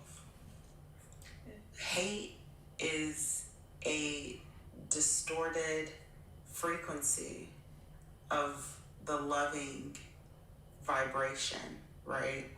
So hate comes from a place of fear, right? Hate is born from a absence or a feeling of lack of love, or a perception of lack of love, right? So there's a distortion to It's say Instagram. that the love is quantifiably less or scarce in some way, which isn't true. So it's a distortion. Would you ever know love if you didn't know hate? You are love. But would you know to recognize love if you didn't know what hate was? It doesn't take you knowing hate to know what love is. Babies know love instantly. Yes, because we learn from source. Yes. Yeah, but do they have to know hate to know love? They choose, just are. They choose love. Yes. They aren't choosing anything. They're just being. I love this. Exactly. And they're in their being. They are love. That's the resonant frequency. Love, pure love. Yep. And even hate loves. Hate is love, and love is love. Hate is a distortion of love. So it's a different frequency. Hate is love. Love is hate. How can you hate somebody that you love? Let's say you break up with somebody. Do you hate your ex now? But you love them so much. Okay, now you're getting into specifics. I'm talking about on a metaphysical level. We're talking about energy. Physical, and even there's no separation. Okay, so I get that, you have these concepts that you're throwing out that are half truths. Whoa, hold up, y'all. Hey, y'all, slow down. You're speaking to a truth, but you're saying it in a way that doesn't take into consideration the whole picture, right? Ooh, hey. But, so, you're calling hate distorted. And that's what, doesn't make sense to me. How can anything be distorted? So if love is a resonant frequency of beingness, right? Just being, right? Let's say a baby that's born. A baby is loving, right? And then at some point, a baby has something that happens in their environment, or a thought comes up, and maybe they hit another baby, or hit their parent or something, right? So that's a baby's form of hate, right? In that moment, they're upset. So they are using their free will as a human to interpret in the moment their displeasure, right? So at that time, their frequency may not be as high, as vibrating as high of a frequency in that moment. It may just be just a little bit lower, right? Just a little bit changed in a way. Not to say that's a good or a bad thing, it's just a little different, right? Just in that split moment. So they always can return to love in an instant, just by being again, right? So, does that make sense? So you're saying, let's say a baby is very happy and all of a sudden something happens to them and they start crying. So is in a moment from love to, I guess you can't even call that, Well, if they're crying, they're communicating, right? So it doesn't mean that there's... That's, what do you call it? That's just pain, right? That's physical pain, and they're expressing that pain somehow. Yeah, they're expressing themselves. But when it comes to the metaphysical of hate and love, they love each other. They are just one thing, right? And love is hate and hate is love. To say it's just one thing is to dismiss the complexity of life itself. You can't just say it's just one thing, because yes, we are all just one thing technically, but there are different expressions of that one thing. Yes, absolutely. So we can speak to those expressions. If you just say everything's just one thing, okay, sure, but that isn't necessarily... That's how we learn to live in the expressions of each other and the expressions of source, what we call love, what we call hate, what we call pain, what we call suffering. It's all just expressions of him, and we're just learning to live within them to ultimately get back to him or her. Because love, the source doesn't have a gender per se, right? But So just what you're saying is to insinuate that an action grounded in love, an action grounded in hate, bear the same consequences. yes, they do. You can find God in hate. Absolutely, you can. Yeah, just because you can find God in You hate see these pics? and in love and in all things does not mean that they are quantifiably the same thing. It doesn't mean they produce the same outcome. But if you can find God in the hate or love, is not producing the same outcome though? In what way is it producing the same outcome? You said you can find God both in love and hate. Yes, yes, you can. And finding God isn't that the only outcome? It's finding God within yourself. How are you going to do it? Do you do it in love or do you do it in hate? Do you love yourself or do you hate yourself? How are you finding God if you're saying God is everything? God isn't it? Yes. Yeah, so yes, God is in everything. And what is your point? There is a point. There's never any point. Okay, so are you like a nihilist? Like in All right. okay, everything. Hold up, y'all. matters, Hold up, everything y'all. just- Hold up, y'all. So, Hold up, y'all. Hold up, y'all. Hold up. Okay, I'm gonna have to mute that. Yeah, y'all not listening. Everything. Y'all so deep in that. Does that make sense? All right, hold up, y'all. Hold up, god damn. we might have to just agree to disagree on this subject, y'all. Okay, we might have to just agree to disagree. But I do love that conversation. I love this conversation. But let's go on and get to different questions, because y'all are both making valid points. Nobody up here has made an invalid point, right? But we are beyond the point of even just conversating at this point. All right, I love y'all though. It's beyond everybody's understanding. Yeah. Thank you so much. We're That digging. was awesome. No, I appreciate you. I always appreciate your perspective, brother. You're always welcome. Always welcome, yo.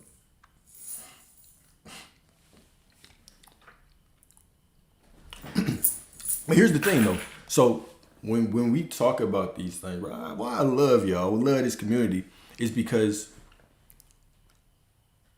contrast is where expansion is. Okay? When we have different perspectives, when we look at things from different vantage points, when we have different perspectives of all that there is, right? That's where the expansion comes in. And as you can see, right, I don't think anybody here is unable to argue their points, right? And to stand on what they believe, to stand on their truth, right? So, that's what it really comes down to. But, we're going to have to put a time limit on here because, I got to go to sleep early. I don't know if y'all got any other questions. What else y'all want to talk about, man? What else y'all want to talk about? I mean, I cried today because it's really funny. I heard someone say, like, we all need to start, like, a manifestation Manifestors Anonymous, and we can all do, like, hi, my name is Glow, and I'm addicted to the 3D. That made me laugh a lot. But, yeah, I think today the 3D is... I'm just holding myself with so much grace. Like, that's why I was thinking about Scooby today. And they're like, it's okay. Like, it's just fireworks. I would say my fireworks have been going off all day today. And again, it's okay. It's perfect because I'm perfect. But yeah, I'd love to open up the room for that space for that. Because, and like, to be even more transparent, I've been feeling uncomfortable the past 3 days, but I want to be very specific here. Yeah. I've had 3 amazing, perfect days, but I've had extremely uncomfortable moments. And they're perfect reminders that I am remembering faster every time. I'm remembering more often. And I'll end with something that's keeping me going is do not confuse discomfort for defeat. Beautiful. I'll say it again. Do not confuse discomfort for defeat. Absolutely. And then beautiful. Something else that's been keeping me up the past 3 days in a good way is, Alex, what you say, do not treat the middle like the end. Facts. Facts, right? If you're not seeing what you want, it is still the unfolding, right? Beautifully said. I love your perspective, Glow. I absolutely love your perspective. Right? I love hearing just how you're handling everything, right? Absolutely love it, right? And I already trust and know that everything is working out for you. Everything is already worked out for you. You're just walking into these more beautiful parts of your life with every breath, right?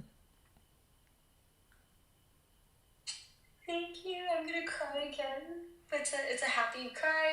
I mean, it's always perfect. My tears are perfect.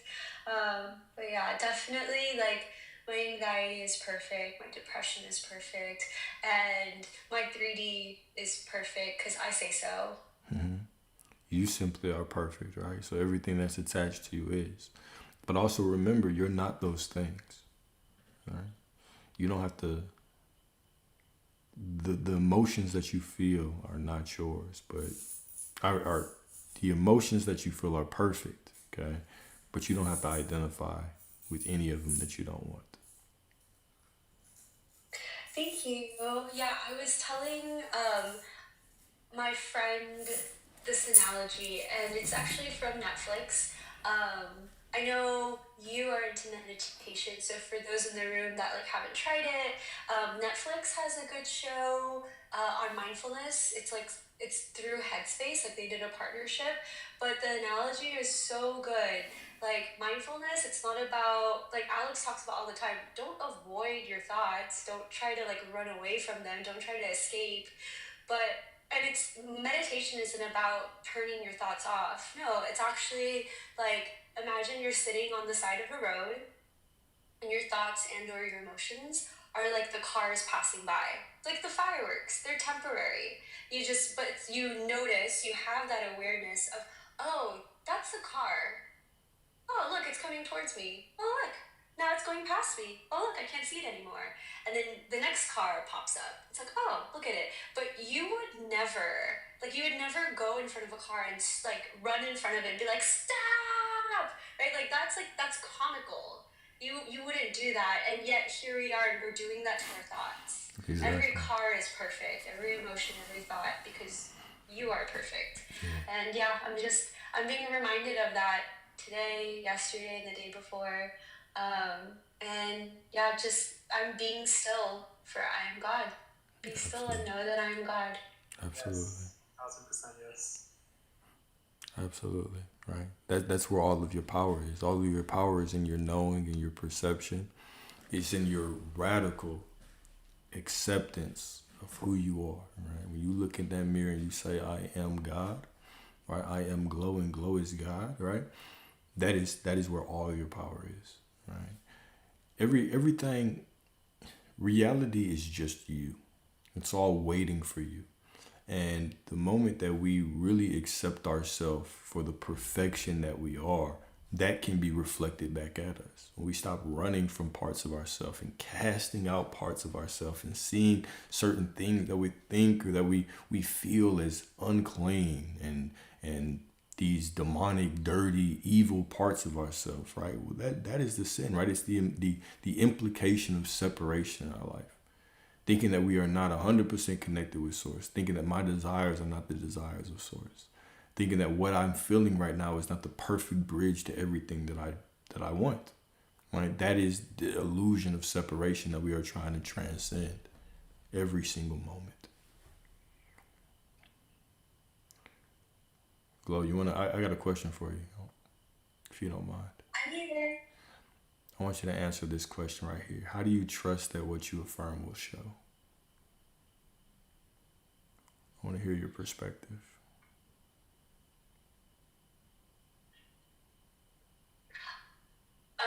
I'm gonna think about this one, so I'm gonna see if Tezozu has an answer. Well, yeah, so full transparency, like, yeah, I'm in a vulnerable spot, and I love it because all of you are getting raw, authentic me. But also, I want to shout you out because you said Glow is glowing, and I just thought that was so cute. I was like, oh, because y'all know what my name stands for. It's just give love often. Give love often. Now Beautiful. that question right there is not an easy one to answer. Would you repeat it for me though? Absolutely. It is, how do you trust that what you affirm will show? The same way you trust that you'll wake up the next morning. The same way you trust your heart to beat. The same way you trust your lungs to breathe. You don't tell your lungs to breathe. You don't tell your heart to beat. You don't tell yourself, oh, am I going to wake up the next day or not? You know you will. It's about knowing. You just have to know it, and it will. Exactly. Knowing's a choice, right? How do I know that what I'm affirming for will show up? It is purely a choice, right? How do you know anything? But let me take this a step further, okay? Let me take this a step further. When we talk about belief or conviction, let me introduce a newer concept, okay? What is belief or conviction, okay? Or knowing other than what you put your awareness on? Except for what you are aware of. Would you say that it is safe to say that what you are aware of is what you know, is who you are declaring yourself to be?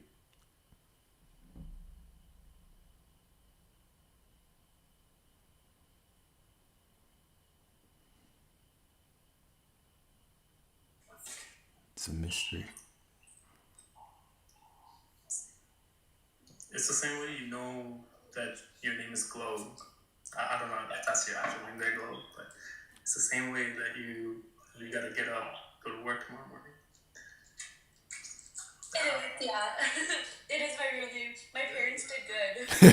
My parents are devout Christians, and they wanted to name their firstborn after the glory of God. So it's actually Gloria. But I gave, just like Alex says, I wanted to give my life and my name meaning, not beyond glory to God in the highest, because that's what Gloria means, hallelujah. But I wanted to internalize it to like me specifically, because we all know I'm not the only Gloria in the world, but I'm Glow. You're the most glorious. I gave my name meaning, and that's give love often. And my parents are proud of that too. So, because my parents are perfect, and they created something perfect, and that's me. Yeah. Exactly. So you know you're perfect, and that's the exact way you have to know that what you want in life is coming your way. Affirm it. You are the most glorious Glow. The most glorious Glow. Thank you. So I think the reason why this question, I'm still formulating an answer. I think it's the how that's tripping me up. Because, like, how do you trust what you affirm will show? And I'm almost positive in these lives we've talked about letting go of the how and surrendering. Am I remembering this correctly? Yeah, you are. Yeah, so I think in the question, and Alex has said this too, in the question lies the answer. Keep going. The how is the key word here, and it's surrendering, releasing, and remembering who you are.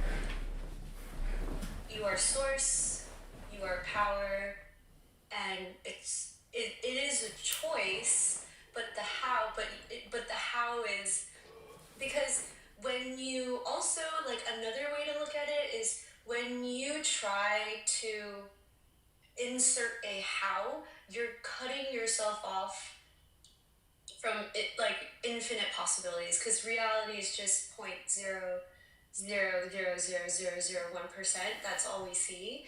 And so it's just remembering. And so I think part of it, and Alex said it earlier in the live too, we're not affirming, we're not manifesting to get stuff, which I understand that concept is extremely difficult as I struggle with SP. the past 3 days. And it's not to get stuff. The journey is becoming, or not even becoming, the journey is remembering. There we go. And There we go. so the how, the question, it's just, it's not formulated in a way that like I can answer directly, because it's letting go of the how, remembering, and I had another thought in there, but yeah, thank you everyone for listening to my mental scribbles. You're beautiful. You're amazing. Yeah. I guess ultimately what you'll find is that you're the answer and you're the question, and you find out you're the how as well. Yeah. Yeah. So cool. Let me give you guys can take it. You guys can throw it out the fucking window if you guys want. Let me give you guys a little nugget. So a lot of people think about manifesting, attracting certain something into their life, right? We kind of touched on this a little bit with I forget the lady's name, and she had that syringe, and that syringe kind of one day she had a different one, the next day it was a different syringe, right? Yeah, that was Yessie. So essentially, why that manifested so quickly for her, why that happened so quickly, is because only her own consciousness was affecting that syringe, right? So it changed instantly for her. Now, how are you able to bring bigger changes into your life, the changes that you want? You have to stabilize your core. So you cannot let anything external of you impact how you feel inside, right? It does not matter what happens externally. If your core is stable to the point anything in the external world will not shake it, only then you can affect your external the way you want it. And that's when big changes will start appearing in your life. Beautiful. Beautiful, beautiful, beautiful. So basically, don't make things conditional. That's the summary here. Nothing is conditional. It's always unconditional, right? Exactly. Don't make it conditional. It's always unconditional. There are no contracts from the source. Exactly. There are no contracts. There are no contracts to love. There are no contracts of hate. It's only, you see, they say God is the only one that can judge you, but in reality, it's only you yourself who can judge yourself. Exactly. God doesn't judge. God doesn't judge. Source doesn't judge. Source just is. Right? We are the ones down here judging things as good, bad, right, wrong. For us, not for us. It's all us.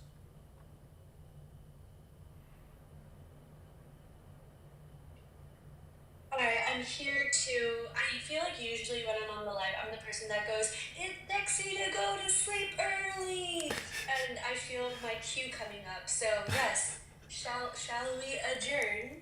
Because we're all gonna wake up tomorrow. We all know we're gonna wake up tomorrow. Yeah. Yeah, I think it's time to call it a night. Beautiful being in the space with you guys. Thank you so much. Thank you so much, Brother Alexander. Thank you so much, Gloria. Absolutely. Glory to all you guys. Bless you guys. Absolutely, my brother. Absolutely. And I appreciate both of y'all for joining on here. Of course. Y'all have a... I don't know, I'm just attracted to you, brother, for some reason. I had that effect, brother. I had that effect, you know what I'm saying? It's your energy. It's very, it's beautiful. I had that effect, man. I got a couple women that still won't leave me. No, I'm just playing. Something about you, right? Yeah, that's what they say. It's just something about you, Alex. Like, baby, I know. No, I'm just playing. I appreciate it. I hear that. I appreciate it. I call it gangster recognizes gangster. Greatness recognizes greatness. We're attracted to each other. We truly are. Oh, no, but I appreciate it. I'm about to take my ass to sleep too. So, thank y'all for joining. Thank y'all for being here. Once again, thank y'all for the pushback, for the questions, for everything, right? It pushes us all to evolve with one another. So, I appreciate y'all, and I love being on this journey with y'all, right? I'm grateful. I am beyond happy to be on this journey with all of y'all, right? We'll talk again tomorrow. Tomorrow I might do two. I might do a stream in the morning, because I probably want to try it tomorrow because I had a great day in the market today. So I probably won't trade tomorrow, and I'll probably be on here early. So you'll get an early dose and a late night dose. Y'all gonna get double teamed by me tomorrow. Be excited, all right? Y'all have a beautiful, beautiful evening. We'll talk soon. All right, peace.